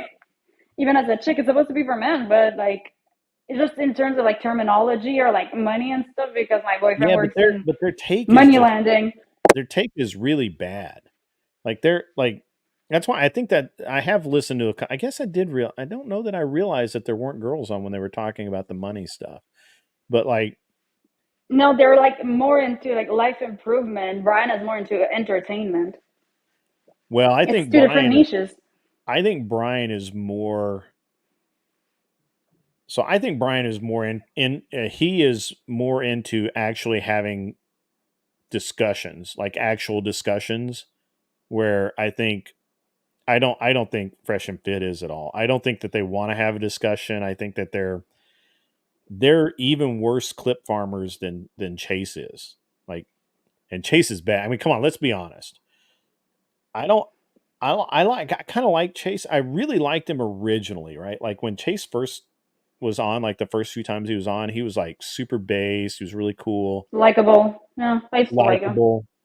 And then he started realizing what all the clip farming happened, and he will go down rabbit holes for hours to farm a single clip. Like I've watched him several times go down this rabbit hole, and he's looking to get this girl to say like one thing or two things, and it's nuts, like it's crazy. And I'm like, why not just dude, just let it go, right? But he's got to get that one clip, and he gets pissed. That's why he had a problem with the TTS, and then he wanted to turn the TTS off, is because it interfered with him doing his clip farming, and he hates it. You Oh know, wait, it rubbed me the wrong way when you did that. I was like, I mean, yeah, that's your boy's money, it's two right? hundred dollars. Most people don't make that and they shut the fuck Yeah. up. Oh, that was funny. He so they raised it like on the first day he was on the show, it was like whatever normal. The second day, the second or third time he was on the show that week, they raised it, right? And I didn't even slow down a notch. Like I just kept banging them out there. And I even said once, I'm like, okay, last one. And then somebody said something and it kind of made me, I don't know, feel a certain way. And I had Rubbed to you the say, I'm wrong like, okay, I lied. Okay, I lied. We're going to keep going. But way. Oh. I can't believe how, I can't believe how Chase acts as a guest on the show. He he's more interested in what affects him, I think, than Brian. He acts like he's really interested in, and he says things that would make you think that he's really interested in helping Brian's show, but I don't know. Maybe. Um, No, that I called it out from day one. That yeah. dude is all in for himself. It's like not everyone is out to get you, but everyone is in for themselves. Hmm. Yeah, I and don't have now a he's problem with him. gone down that rabbit hole. I don't have a problem with him being, out for himself. I have a problem with him messing with messing with the show format as much as he does. I guess that's the right way to put it. So, Mm-hmm. um, and it's I don't know. I think the quality of that show. I got to be really careful how I phrase this. Just let it out. So like there, in the beginning, it was just kind of really slow and it was kind of weird, and you'd have a good show, bad show, good show, bad show, but they were always kind of good, right? And they were usually a little different, and Brian had a pretty good um It was just so raw. yeah, it was he had a pretty good idea about what they were going to say, and he was prepared for it, and they hadn't heard it a dozen times, and so they weren't Yeah, really but like you prepared could for it. tell. but everyone could feel like they understood what was going on behind the scene. Like you could feel as somebody who was like sitting at that table because of how raw it was and how kind of like fuck Yeah. it, we're doing it live it was. And I mean, it's been, it's just like the problem is that I think the guests are now preparing so much to be on the show. They're Yeah. so well prepared that Um, it's bad. And I really hate the debate format. I really wish Kath was in the audience right now because, she deserves to hear this. The debate format with where look, if I wanted to listen to a college debate, I know exactly where that is on YouTube, right? Like I, right. I can I can go to Penn State's college debate team and listen to a debate. Like I don't need to come to the whatever. And I competed too. I'm like, uh, here we go again. And they don't even follow the rules. So what's the point? Right, well, because Brian's not a moderator, right? Like he's Yeah, not no, moder but any like the whole debate community of YouTube, they're well, it's like, crap. I want to do Yeah, speech and crap. debate, but they don't even follow the rules of mock tournaments. That's not even how it works. So somebody that's really good at debating, you go on YouTube, you would just get screwed over because you're not used to how it's done on YouTube. Like in mock tournaments, you need to come up with your you need to build your rebuttals right away and build your first arguments, but your arguments you need to provide, like you print it out, you print out your source and give it to the moderator, and you build your rebuttals and your arguments based off the potential answers. So you need to debate both sides, but when you do it on YouTube, you Just can yell at each pull other. stuff out of your ass. Yeah, they just yell at each other, and that's one of the reasons why. Um, It's a straw man contest. it kind of is. That's why like I just never liked it. And then I watched this debate between Andrew and um, Tree something, Tree of Wisdom, Tree of Life, Tree of something. I don't know what Sounds leftist. this woman who calls herself Tree. Yeah, and I got to be honest. If I was Andrew, I would have left too, like 100%. He just so she asked her first question, or yeah, she asked her first question of him about something about his um so let me this is great, right? So let's say that I'm sitting here and I'm playing, obviously I'm looking over my computer, and I just in a joking manner said, "Oh, let me close my corn tab," Anybody would pretty much know that that's a joke, right? So this girl had Andrew from she had like searched his stream and found this one little blurb where he talks about Oh, and um, where he said and he's literally joking with his audience. He's like, "Oh yeah, let me I gotta oh wait, I gotta close my corn tab," and it's such a joke. Like it's so like off the duh. cuff. And she's like, "Oh no, you're addicted to porn or corn." You're so addicted to it, and he's like, "No, no, I'm not," because Like how no. Andrew is. Andrew's just like, "No," and she just starts railing on him about how he's a like he's always saying how that he never looks at it, he's doesn't watch it, doesn't have any of it on his computer, none of that, and it's just completely shut down. And I feel like it's most Gen Xer to be honest. Like I don't have or like elder millennials, let's say, because yeah, it was not as accessible. You didn't grow up with that, so it's like yeah, it's like something that tastes good, but that you never really integrated into your diet, so you're not really alcohol, let's say. yeah, Like you yeah. never Like got into it, so it's like yeah, yeah. I don't watch much. I never watch much, but I definitely don't. I don't care anything about it. and you could just tell that he's joking, right? And somebody made a big deal about it, and then his wife defended him and all of this, and then so this tree of wisdom or life or whatever it was, um she has something to say, right? So and she just screams at him. I wish I had a clip. I would love to play a clip from that. She screams at him about him, lying about, even just watching it, right? And he's like, "Look, I don't watch it. It's obviously a joke." Next, you know how Andrew's just deadpan anyway, right? Like he's like, Oh, I can totally relate to Andrew. The way he reacts to things, I have the same type of sense of yeah, humor. So yeah, I he's like, know yeah, when I whatever. say stuff you can't tell if I'm like. Sometimes you really cannot tell if I'm being sarcastic or if I'm serious. Yeah. But yeah, sometimes like people are stupid. So Andrew, who is just absolutely being deadpan, he's totally uninterested in this, right? Like, and I think he's smoking at the time too, which makes him look even more uninterested, right? And he's kind of rolling his eyes, it's just being Andrew, right? Like you've seen him, right?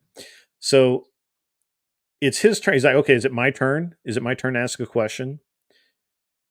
And yeah, she says, okay, yeah, go ahead. Well, he asked her about being arrested or something, something that she had, it was actually like a big deal that, and he obviously had proof of it. And she, pardon me, she would not actually respond. All she did was scream at him about his supposedly trying to hide this corn addiction. And so it was really bad. And he lasted, I think, like maybe 10 minutes of this, like, I don't even know what you would call it, like hurricane of nonsense, right? He lasted like 10 minutes, maybe 15. He lasted longer than I would have, because the minute she started screaming at me, I'd have been like, click, like, we're done. But he lasted a long time. And he just kept asking her, okay, are you going to answer my question? Are you going to answer my question? Again, you know how deadpan Andrew is, right? Like, okay, yeah, Well, that's yeah, they great. always try to move the goalpost whenever they get cornered. They try to move the goalpost or to Yeah. strong you. So it's like I don't get distracted by that. Some people get Yeah. distracted by it. Well, But I mean, she was just yelling and screaming, and she just kept going over about how he should admit that he had a problem with corn, and that he had lied to all of his viewers for all of this time, and he should, he's a bad person. And I think I think that he had, that she had been arrested or charged or something, and mm. she wouldn't address it, right? Like he's like, so was that true? She wouldn't address it. Are you, do you want to address it? No. And he just kept asking the same question. He kept asking the same question, kept asking the same question. And she kept screaming and kept screaming and literally just talking over him the whole time. He lasted much longer than I would have, because I would have just clicked the button, bailed out. He just bails, and she claims that she won. And I'm like, look, I watched this whole thing. There's no win here. Like No, there's no win. Like you did not win. there's never a win in those stupid YouTube debates. Yeah. There's never a win. Never. Yeah. Like And I really dislike when they try and put the YouTube debate format on whatever. I just don't like it. I don't the first of all, when it is so re, I don't know if I can use the word retarded, but it is so less than optimal intelligence wise for Aaron and Pixie to sit there with notepads trying to trying to look like Destiny as they jot down that little was so notes. cringe. It's like, Like if we're gonna have a debate format, at least bring people with an IQ higher than room temperature. oh man, you missed out the other night. I just like I was one linering about Pixie, like not only can Pixie not only does Pixie not have any thoughts, she can't be a thought because Yes.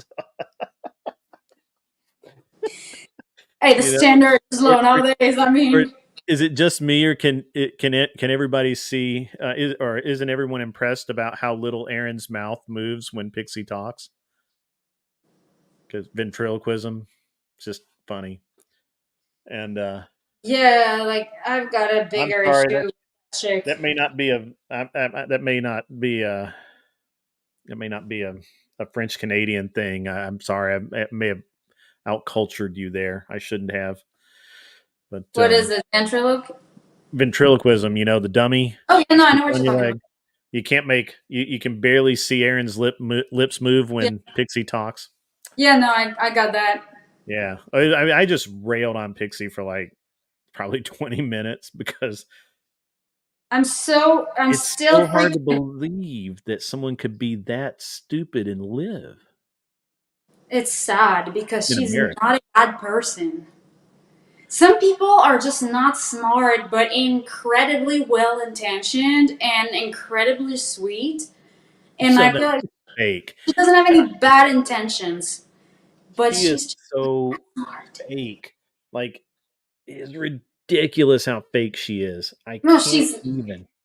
I mean, she doesn't really hide it well. Every argument she brings up, she's like looking around, like shaking like a nervous chihuahua as to like I'm not too sure of the argument I'm putting out there right now, but I just hope that they're gonna swallow it. Not remembering anything. The fact that I don't remember exactly, I would need to have a laptop to look it up. A damn throw the argument out the window. That's not how it works. You don't have it Right. now? It doesn't exist. I don't know. I just can't believe that I can't believe that they have any kind of following at all. I Oh, understand their I she doesn't. understand their destiny orbiters, and I get all of that, and I'm and they had to distance themselves from him because of the however you pronounce her name, Melina, whatever her name, Melina. Melina. Um, I know that all of the women that were orbiting Destiny have, basically like distanced themselves far from uh, him as they can. But I actually listened to some of his streams and debates, and he, other than just being a complete simp, and I don't use that term lightly. Like I rarely ever would call someone a simp, but that dude is a simp. Like it just I'm just telling you, that dude he got used big time, and I mean he knows it. Well, He knows it now, right? But it's too bad. what, But that she wanted a green card? Like, I mean, she's from Sweden. Like, no. yeah. I don't think she wanted. I mean, I wouldn't be surprised if she dumps the green card. Well, I Like, don't think she can finish it now because no, she can. she can. Yeah, I got divorced before mine was over. Yeah, but she had legal troubles in Sweden. Like they took her Doesn't. It's passport. not U.S. It doesn't matter. Yeah. Yeah, who knows? Yeah, I mean they took her passport. That was pretty crazy. Um yeah, I don't know. Anyway, I mean, you have the right to have your opinion. I guess I don't want to air out anyone's dirty laundry here, I don't but care. I really don't care. The only reason I really don't care. The only reason I even mentioned Destiny is that I think that I originally my impression of Destiny was he was a simp that was not very intelligent, um but he could argue well, right? Like he could prepare well, and I think that that's the best description I can give of him is he can prepare very well. I don't think he's that smart, and I don't think he can think on his feet that well. Like if he doesn't have his notes in front of him, or you get him off subject where he hasn't studied something, he can't argue well. He just doesn't have that ability. And he is one of those guys that if you hit a subject that he actually like cares about, he cannot argue appropriately. He does get emotional when it starts to get personal. Like if you can tell that there's like that the story, like if there's something specific that's haunting him, you can tell when he gets emotional on certain things. Do But did you watch the debate between him and the Ben Breitbart guy, Shapiro, Ben Shapiro? Thank you. That when I got bored. The minute Trump was brought up, Destiny lost it completely. Like that dude went like he's on the rails, he's doing really good, wham, right off the rails. And like he literally just made things up like thin air. Like it was crazy. I couldn't even believe what I was They listening were a to. little too oddly specific. It was like and it was too easy to fact check. I mean, he's literally making, one of the things Anecdotes, personal anecdotes. I really feel like that if you're going to argue that you don't like somebody, don't use things that are super easy to fact check, right? And like he's, oh, Trump did this, Trump did that, Trump did. No, like literally, these have all been fact checked. We all know that they're not right. That you're not correct. Don't say that if you, because the minute he said that, I went from being like, yeah, Destiny's kind of, because I'd watched some of his debates, with like on gun control on campuses, right, where he goes out and he kind of does the Crowder thing, right, and Mm-hmm. debates them, and he was debating like um, he was debating something else the on campus, and he actually argued very well, right? Like it was really good. And he actually argued against Aaron at one point. Like I think that might have been the one I watched might have been where they had kind of first contact. And I was like, I may have misread good old Destiny over there. But no, because the minute you mention something that he's like he cares about, he loses it. Absolutely loses it. And you know, unfortunately, yeah, yes, yes, I see that. Yes, he is a cuck, and yes, he just repeats mainstream media, and no, and the worst part is he knows that it's all been disproven, it's all been fact checked, and everything is. And look, he could have just as easily said, "I just don't like the man," right? Like, just be honest, right? Like, I wouldn't vote for him because I just don't like him. But no, he's got to go on all of this nonsense and try and I kind of like gained a little respect for Destiny, and it was kind of leveling off, and then it went down, and then all of the I don't know if you've seen any of the stuff about him and Melina. How she asked him for money, and how she treated him when he was in Sweden, when he went to Sweden to see her, and all that stuff, and how she when she came here the last time, how she uh how she treated him.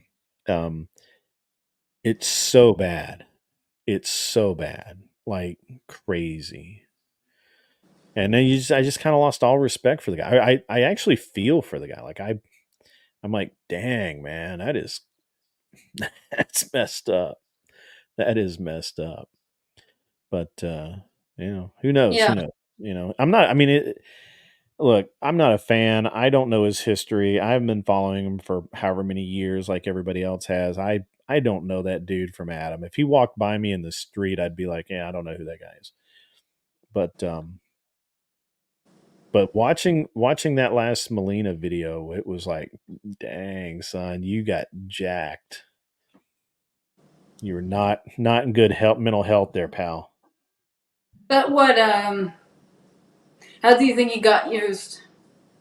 Like in what way? Oh, I'm she sure. definitely used him for money. I mean, she made her own money, but he was paying for everything, And then, but no, she asked him for money. If you may not have seen this, so she actually came back and I guess her streams have, something's gone on with her monetization or whatever. I don't really know, right? I didn't pay much attention. They probably said I just didn't listen. I didn't care. But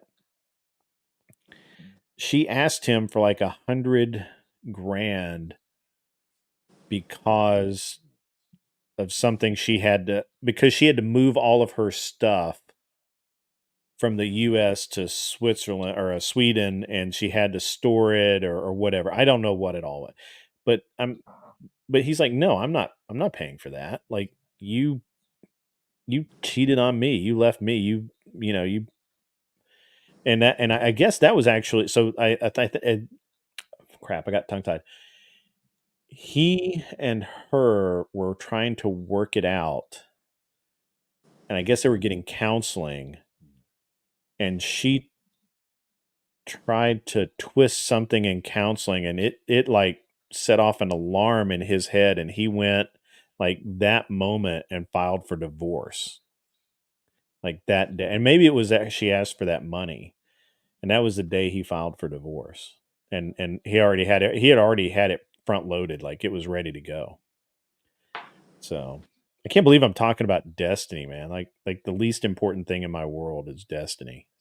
Can't believe I'm talking about that guy. But I yeah. mean, maybe some people could, he always does stuff so that hopefully somebody can learn from it. So maybe somebody can learn Yeah. from your take on it. You know, Yeah, I mean, it's he has a thick interesting skin, so if you contrast Stay Safe and his wife and Destiny, it's like night and day. I mean, they're both from the same kind of, it's kind of the same deal, but Spectre says, "I can't believe I'm listening." You know what? Dude, I'm in the same boat. We're gonna have to change subjects here because this is just, this is craziness. oh Um, T. Everybody respects the hustle, and I'm sure even Steven respects the hustle. Like, yeah, yeah. I mean, it's not that I don't. It's look, I just don't want to talk about Destiny anymore. no, you're fine. Yeah, he's done. He is who he is. So, um, I'm kind of. I mean, we've been on this for a while now, but I'm trying to think of something to kind of close out with. Let's And let's just let's something that I wanted to bring up, if you don't mind, sure, yeah, good. because yesterday we were talking about how some chicks can be like manipulative. And I Mm-hmm. don't remember, I think it was Spectre that was saying, well, you didn't screen properly before, like take some accountability or something. You should have Okay, screened better. But I mean, some I'm gonna chicks, be like an listening, but example, I gotta go do. Aaron. I'm gonna be listening. Keep talking. Okay, like if you recall, Aaron tried to pretty much take Brian's stream down by, making him admit of things by strawmanning the living crap out of him. She did that several times. She was clip farming several times. He was not okay with it. He even kicked her off the show, and I don't know what she told him behind the scenes that she convinced him to have her back on the show not once but 3 times. That everyone in the comment section was telling him exactly what I told him behind the scenes, and I made it clear to him. And even in person, I was like, dude, she tried to take your whole shit down. What are you doing? Like, she is not a good person. There is like, it's the vibe when you're next to her is like demonic. She is out for herself. Are you talking about Aaron Yeah, specifically? Okay. she is like psychopath out for herself.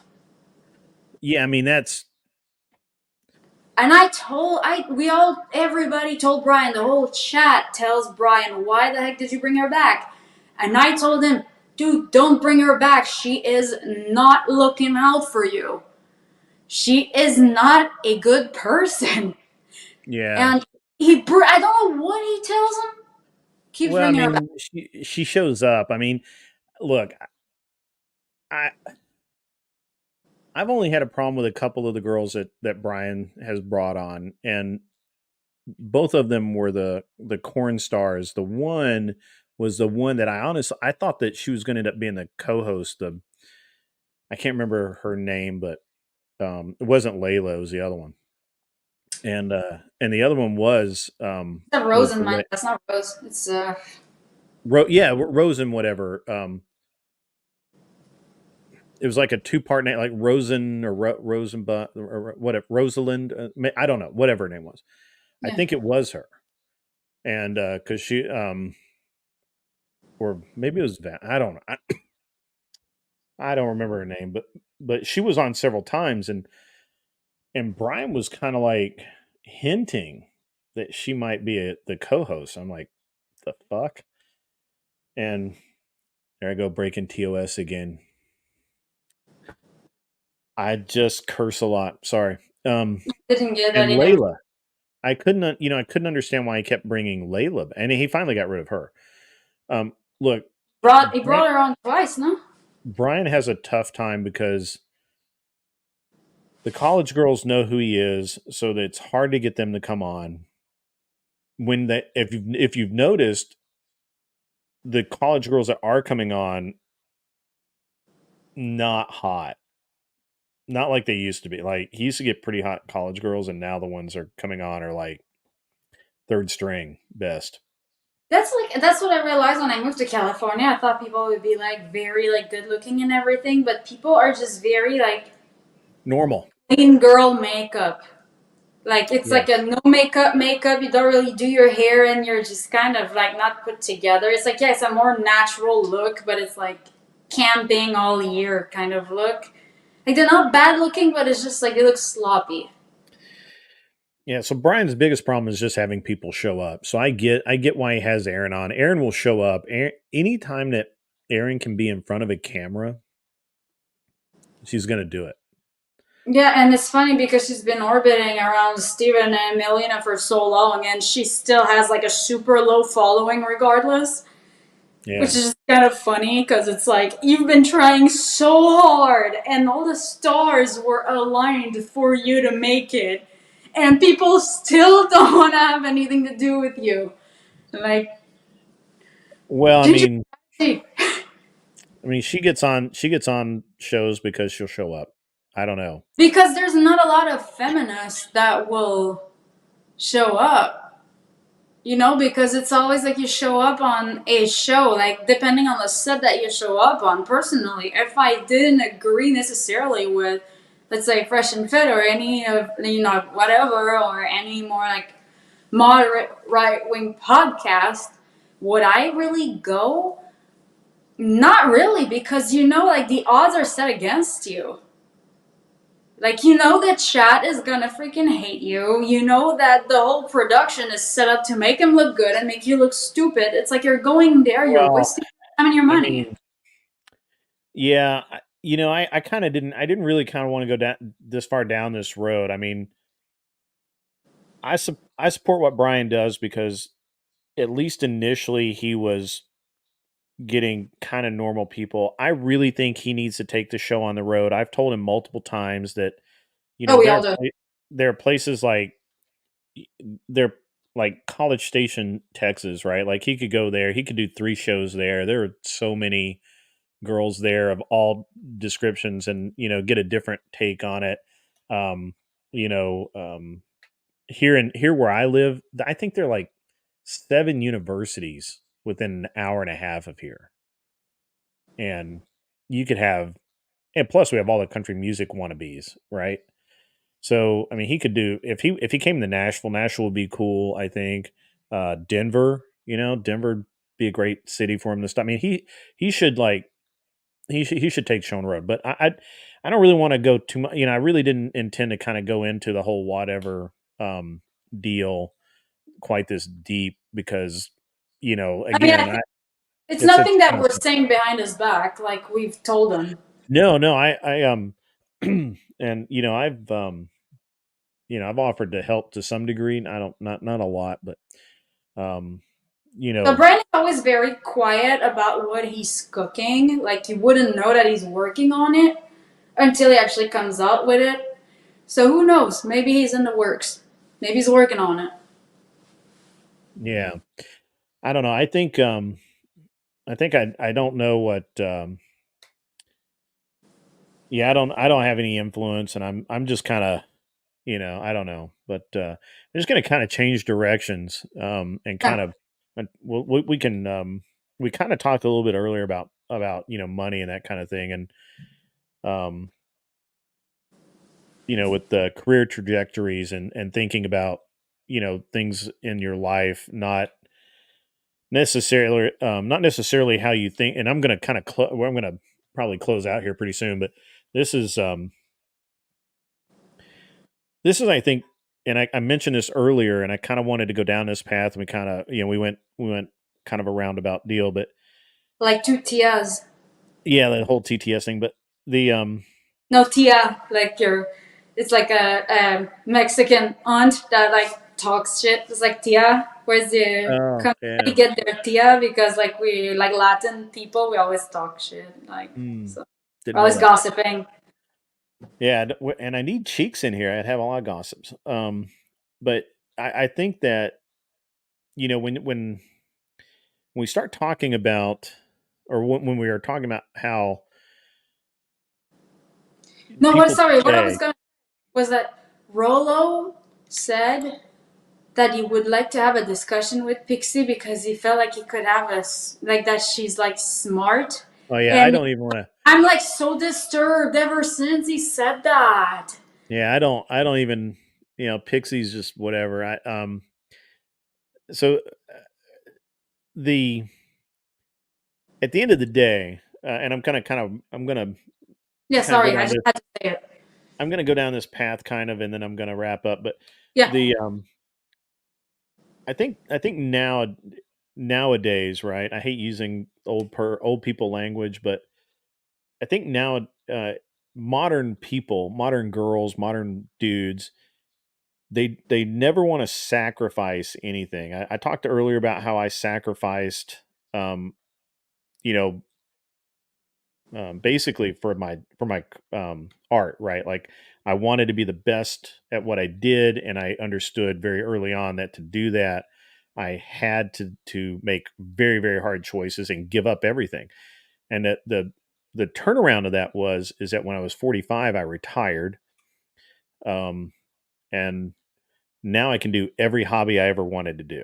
Like it doesn't matter if I want to do it, I go do it, and that's still it. doesn't. So, um, and but most people now, and you see this everywhere, right? Like you can just go look at any YouTube influencer's channel, and they're talking about going out and buying a sports car or a new Tesla or a fucking house or whatever, and they never give up anything, right? Like they Right. never give up, they never suffer for their art because they don't want to, right? They live at home until they pardon me, they live at home until they make it big, right? And College. even then, if they feel abused if they have to work a minimum wage job Well, to I do. support their career.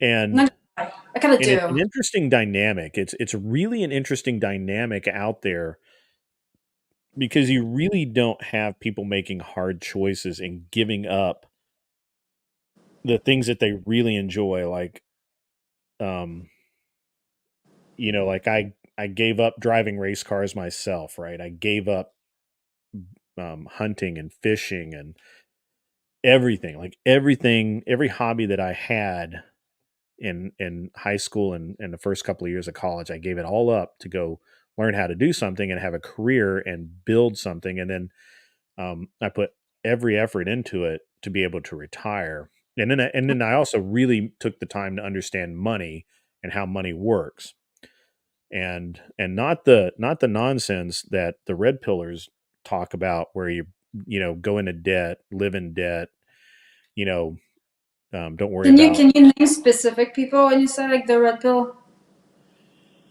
It's because I it's usually don't like to go into specifics because people change their tunes day to day. The one guy that I have, well, I'm not going to. There is one person that has said in a couple of different podcasts about how he only really looks at cash flow, and cash flow is garbage. It's not really how you should be measuring your wealth, um, because cash flow can evaporate tomorrow. yeah, like who said that? We measure wealth by what we own, not by how many cubic dollars we have coming in. Um, and and if you don't own anything, you're in trouble. And a lot of this is from the rich dad poor dad teachings, right? You're And talking I for guys, right? Sorry. You're talking for men in general, right? No, I'm talking this is for everyone. But Okay. a lot of men buy into this. I mean, women buy into it too. The Rich Dad Poor Dad. Have you read Rich Dad Poor Dad? Are you familiar with it? No. Okay.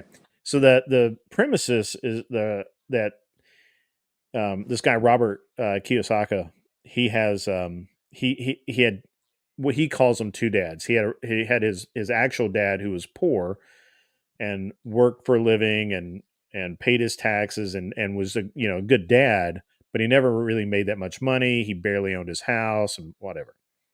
And then he had his friend's dad, his best friend growing up. His best friend's dad was kind of like his second dad, and taught him all about how money works and how to be wealthy. The problem, and I actually went to the seminars, years ago, like when I think I had just gotten married, maybe a year, been married a year, and I had actually, and we had bought a house, and we bought a house. We put a bunch of money down, and we drove a hell of a deal. We made serious money on that house when I sold it, but um, the end of the day was, we went to these Rich Dad Poor Dad lectures and read the books and all of that. And if you have any common sense at all, you know that it's garbage. But it sounds good. It's beautiful garbage, right? It's great. And the reason it's garbage is because it's all about, debt and how you can magically own properties with just by writing up a contract and all this kind of stuff. And some of it does work. Like you can um and I have, you could go to somebody selling a house and say, "Hey, I'll pay you $10,000 to give me the option on it to buy it at this price for the next 6 months to a year." And then, you shop that around and sell it to somebody else for, you know, 30 or $40,000 more than what the original seller was asking for, and you pay him the 10,000, um, and you profit, 30 or $40,000 depending on the deal that you have. That's a lot of work, and you need money, right? Like, none of the things that he talks about really are things that broke people can do, or low income people. It sounds good, and it sounds like you can do it, and a lot of people put money into it, and a lot of people lost money. Um, and what I realized is that You can usually buy a course when they talk no, about it. I didn't buy a course. They What I give that advice with a realized, course. what I realized was that he never made a dime until he wrote that book, and he started licensing the training courses, and he started doing all. So there's a guy, and he's a and I'm not gonna say who it is. You'll figure it out if you I'll figure actually it out. you can figure it out if you think about it. Next episode, I'll expose it. Yeah, go ahead. So this guy, he's a business guy. Started out in owning gyms, and he thought he was going to build an empire owning gyms, and then he realized that he was never going to make real money doing that. And so then he started selling. He started a company where he went in and he would to your gym, and he would sell a bunch of memberships, and he would keep a portion of the, or actually I think he kept all of the pre-sales, and you would just get the monthlies, right? And gyms were happy to do that because those were members they didn't have before, right? They made a lot of money. And he's like super easy guy to figure out. If you don't know by now, you're probably behind the curve. But and now he does, and he kind of did a little bit of real estate, but he realized that's a sucker game. And um so one of the things he did realize along the way is that he made so much more money licensing his technique of filling these gyms with memberships than he ever did actually going and doing the actual selling of the memberships. And it's the same thing that Kiyosaki did. He Wait, never repeat that. he huh? Sorry, I thought you repeated yourself there earlier. Repeat that. That you didn't make as much money He made doing way more money. Made way more money licensing the technique licensing the technique. Okay. of the process of filling those gyms and training these people to sell basically. He made far more money doing that than he ever did selling a gym membership or a package of gym memberships. He made a lot more Man. money doing it. And there's this thing where he, in a podcast where he talks about how he's getting burned out on it. He's on the phone with somebody he's supposed to be going and filling this gym up with memberships, opening a new gym, and he tells the guys like, I can't do it. I'm not going to make it. I'm sorry. I'll refund you your money. I'm just not doing it anymore. And the guy's like, you can't do this. My brother mortgaged his house. If I don't, I've got to get this gym up and running. I'm going to lose my truck, whatever. And he feels bad, so he says, okay, I tell you what, pay me. And he just pulled a number out of his head. He said, pay me $6,000 and I'll write it up, and I'll send you the technique on how to what the process to drive this membership and get these big gains. The guy's like, deal, I'll pay you $6,000. And the guy hung up the phone. He's like, holy crap, I just made $6,000 in 20 minutes. Like, that's way better than going on the road and teaching people how to fill these gyms. So then he picked up the phone and he called the next guy and he asked for $7,000. And by the end of the day, he was asking $10,000 per license or training session to teach them how to fill their gyms. And he made 60 grand in like 2 hours. And he's like, this is way better. Like this is that aha moment, right? Yeah. And um, and I know so what you're talking about. so so um, so the rich dad poor dad guy, he never made any money in real estate. He even talks about in his book how he lost money, and he would get up, he would make money, and then he'd go broke, make money, go broke, make money, go broke. He never made any money until he wrote the book and he Yeah, licensed he a never made training any group. money until he told us about it. Yeah. Right? Yeah. So he told you that you can go make money, But and not you paid him, so he made money. So that's that. So that's the deal. And and so I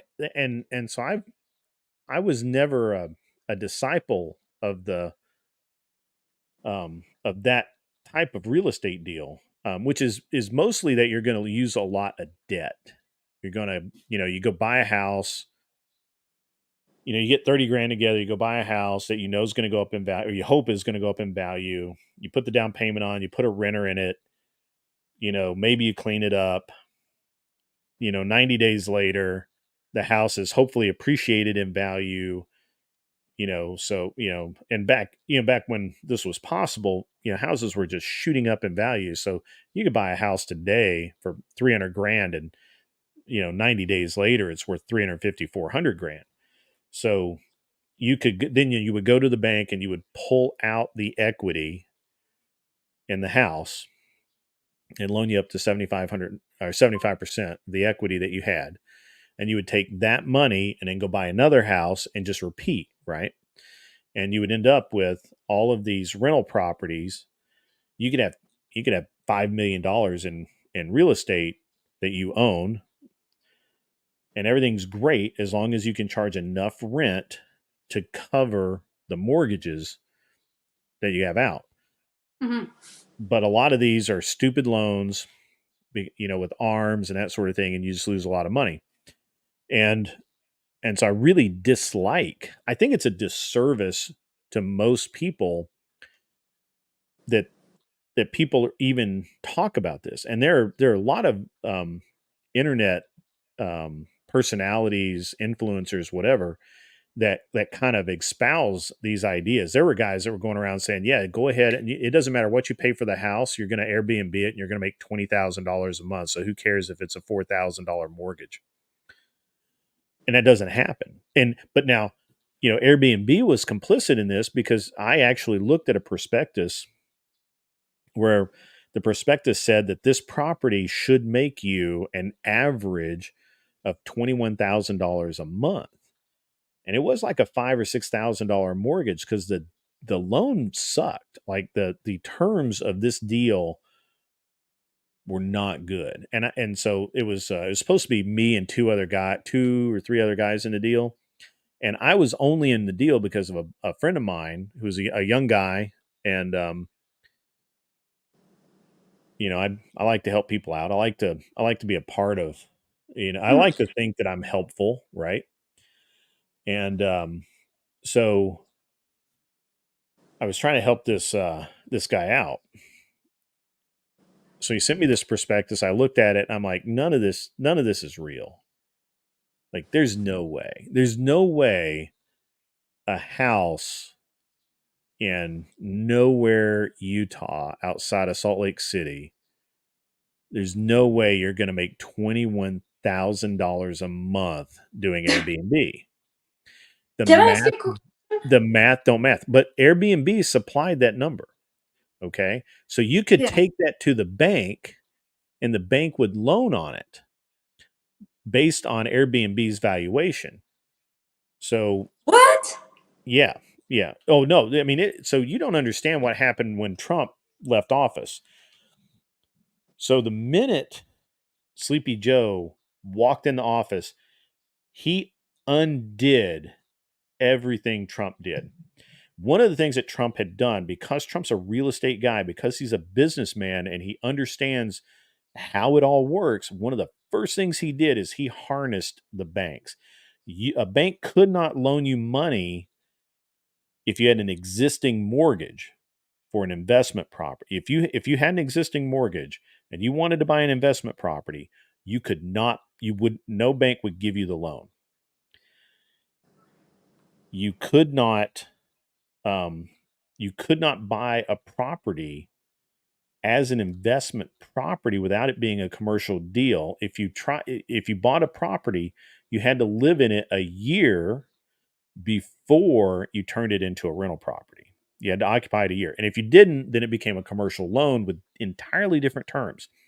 Sleepy Joe, first day in office, undoes all of that. Banks are running wild. It's hot girl summer, and the bank's got the credit card. Okay, I'm just telling you.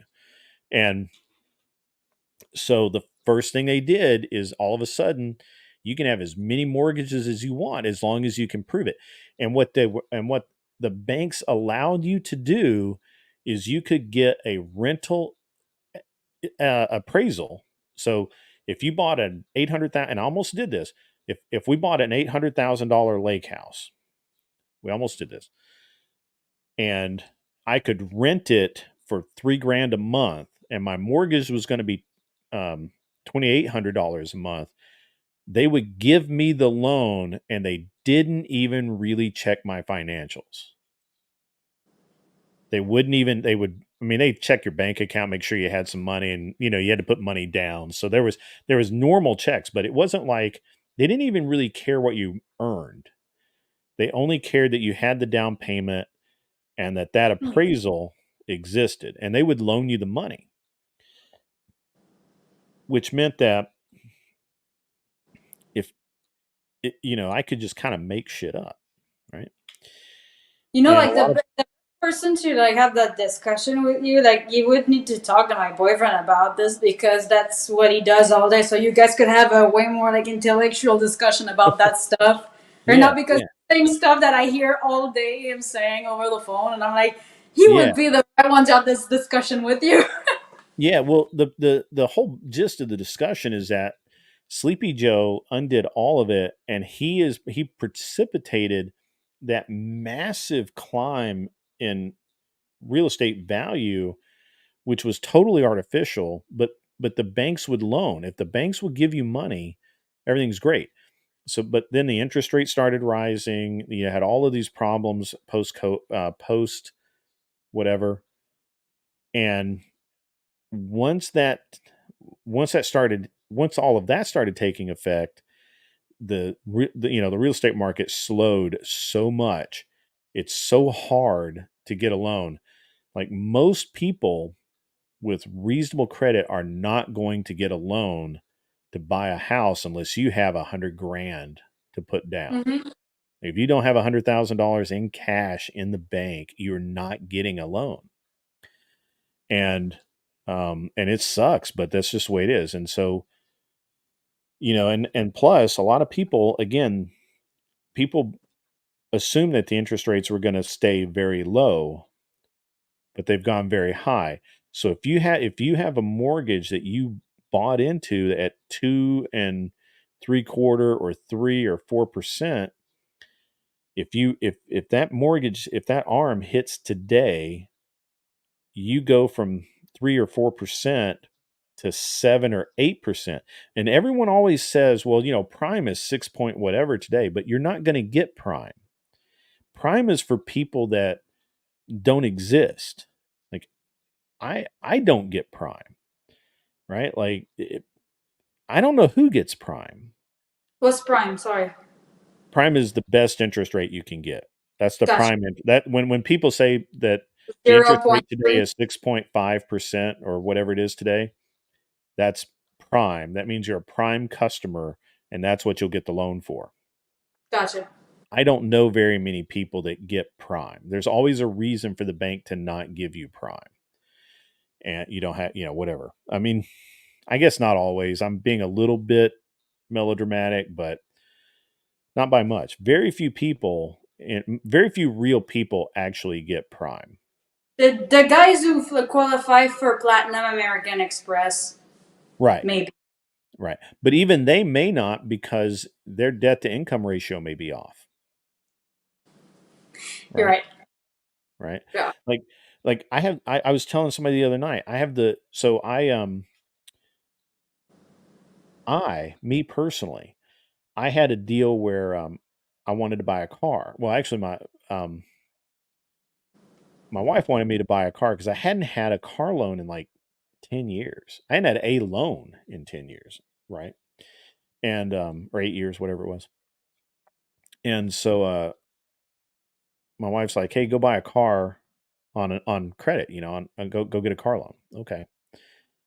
So I went to the bank, went to my bank where I had sitting in that account about 4 times, 5 times what that car cost. The amount of the loan, I had about 4 times the amount of the loan sitting in the bank, Hmm. and I got denied for the loan. The girl who processed the application was shocked because my credit score was higher than hers. They would not approve me for the loan because I didn't have I don't I, at that time I did not use credit cards at all, and so I Not had no a I had insufficient credit history because I Oh, hadn't had a car loan in 10 years, and only use a debit card, and the only credit card I used was my business card, which was not directly linked to me. So, Right. so, I have the same problem right now.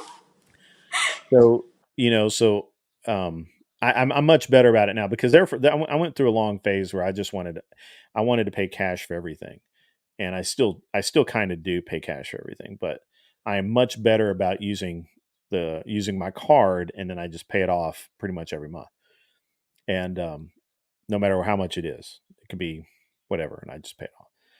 But the but yeah, that's a real. I mean that's that's real noise right there. I'm no lie. And the and this poor bank person who doesn't have anything to do with the credit decision Mhm. is sitting across the table from a guy with, literally, actually, let's see. I had 10 times the cost. No, wait, that's not true. The car I wanted to buy was like 24, 28 grand, and I had 4 times the amount of that car sitting in Well, the I bank. don't know who our broker is, but they're freaking stupid. And but they don't make the decisions, right? Yeah, it's the lender. It's an algorithm that makes the decisions. Yeah, And there's a middle guy that has them qualify and everything. That's what my boyfriend does actually. Like in the algorithm, the guy before the algorithm, basically. the algorithm failed me. Mm. Yeah, I mean, they didn't even have like some like 20% LTV option. Yeah, that's I didn't probably because ask. they offered. So the thing was, is I didn't care, and I got really, and I was like really aggravated after this. So I told my wife, I'm like, I'm just gonna go buy it in cash, and she's like, you better not. That's not the point of this Bet exercise. you they got something for foreign nationals though. Um, the My wife was like, you better not. That isn't the point of buying this car. The point is to get a to to do this with your credit. And I'm like, I was just mad. I was like, I'm just going to pay cash, and that was my solution to everything. That has always been my solution to everything. So, but yeah, I'm going to end on that. I'm going to and I always harp on it. I think that if you're going to build wealth, you need an actual job, you need income, and then you can do investing. And I think that everybody should be investing in something. One of the best investments that I've done and that I've seen other people do is just find your friend that's trying to start a business, baking cakes or catering or whatever. And if they need 5 grand, give them 5 grand. And if it buys them some equipment and you might be what causes them to go from being $100,000 a year part-time gig to being $1 million a year company that you own a piece of, right? And that's helped me in the past. I think that um, the more people that get involved locally, and honestly, I don't. I said your friend. I would never invest money with a friend. I would just gift it to them, but or family for that matter. But um, if you know of someone that you're somehow connected with, not a friend, probably not family, could just be, your brother's cousin's baker, right? And they just happen to know that that guy needs 2 new ovens. It's going to cost 10 grand, and he can't. If he gets that, then he's going to have a whole new line of bread and distribute it to every Trader Joe's on the West Coast. You don't know, and you could be that person. I mean that's literally how all of this works. And I think the more people that invest in their communities and in the businesses in their communities, the better off we all are. If you own a piece of a hobby shop or a comic book shop or a hair care products salon or what, or not, what they don't call them. So what the Sally Beauty Supply, the equivalent of Mhm. that. If you own part of one of those in your local town, then that if that place makes $250,000 a year, if you own 25% of that, that's not a bad little And reach bad little out to your community. Like get to know your neighbors because Yeah. that's everything. Yeah. I think that, I think that everybody should invest in multiple things. So, um, and But I'm not going to really kind of, necessarily. and I think I'm going to call it a night at the end of the financial discussion. I really like, I don't necessarily like talking about money, but I think that everybody needs to, Well, you're really good at it. That's unfortunate. I think that everybody needs to know about money because Money. again, money's like the number one reason given for other than lack of sex. Money is the other big reason that people say that they bail on a relationship is they can't agree on money. There's not enough money. Whatever money is that, and you've seen the you've yeah, this is going to be my kind of my parting shot here. We'll wrap up right after, but you've seen the equation how we can prove that women are evil, right? Because money is the root of all evil, right? You can't have women without money, right? Therefore, women equal money. Money is the root of all evil. Therefore, women equal evil. I disavow. I've seen way too many broke giga chads get laid. Sorry, like Hey, um, you have it, you have it. If you're a beta and you don't have it, yeah, money is gonna help you. uh, I really feel like that if if dudes would quit acting like they had so much money and concentrate on actually making money, they'd be way better off. You know, I have a 5 year rule on cars. I can go buy whatever I want. I I pay cash for every single vehicle I have, and I only buy within 5 years. Um, so if you have to spend money, yeah, all right, yeah, right. Spectre just said if you have to spend money to be a giga chad, which is why they You're tend not. to be poor. But here's the thing: if you have to spend money to be a giga chad, you've already lost. Yeah, very I true. know, I If know. if if Go she ahead. doesn't wanna be with you when if money makes you high value, you're You have no probably value. yeah, If money no. makes you high value, you have no value. End of Exactly. story. All right, guys, I'm going to end it on there. I'm going to go to bed. Um, I got stuff I got to do tomorrow. Unfortunately, it's going to be rainy and I can't go flying, but I'll find something to keep myself busy. Really I'm gonna be appreciate right, the four. but Really two appreciate my four listeners. You guys are dedicated and appreciate it, and I'll never forget you. You're tops in my book. Um, go out and be good people. stay out Get of some help trouble. if you need help. If you need some help, get some help, and just be awesome.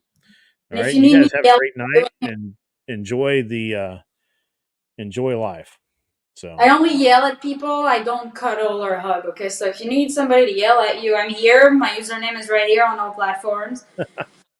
If you need somebody to yell at you, I'm really good at it. And some people need that to get back on track. look, we got an '07 in the chat. That's an OG move. That's a what? There's an '07 in the chat. Oh OG seven. OG move. Oh I seven's in wonder the if chat. Landers made it the whole way. I'm gonna have to talk to him tomorrow. I'm gonna call that guy. That's my We should buddy. do tomorrow or like next stream the reality of owning real estate. Yeah. How long does it take to really before you start making money off that thing? Because people think they're gonna make money right away, and we need to like Yeah. debunk everything. Well, you can make money right away if I don't know that, Cecil. You can teach me that because I don't know you nothing. the here's the way you make money off real estate right away. Own it, like free and clear. Kevin, dude, you made it. You made the whole cast, man. You were tops in my book, buddy. I can't believe you stayed up this late. I'm gonna have to get you your rocking chair, sir, and some iced tea next time I see you. You guys are all great in my tops in my book. I'm going to sign off. See you later, Josie. Thanks for hanging out through the whole thing. And you know You got it, sir. the had a little bit of comm problems there, but that's okay. No big deal. Um, and other than that, guys, have a great night. Be excellent. We'll see you later. All right. See ya.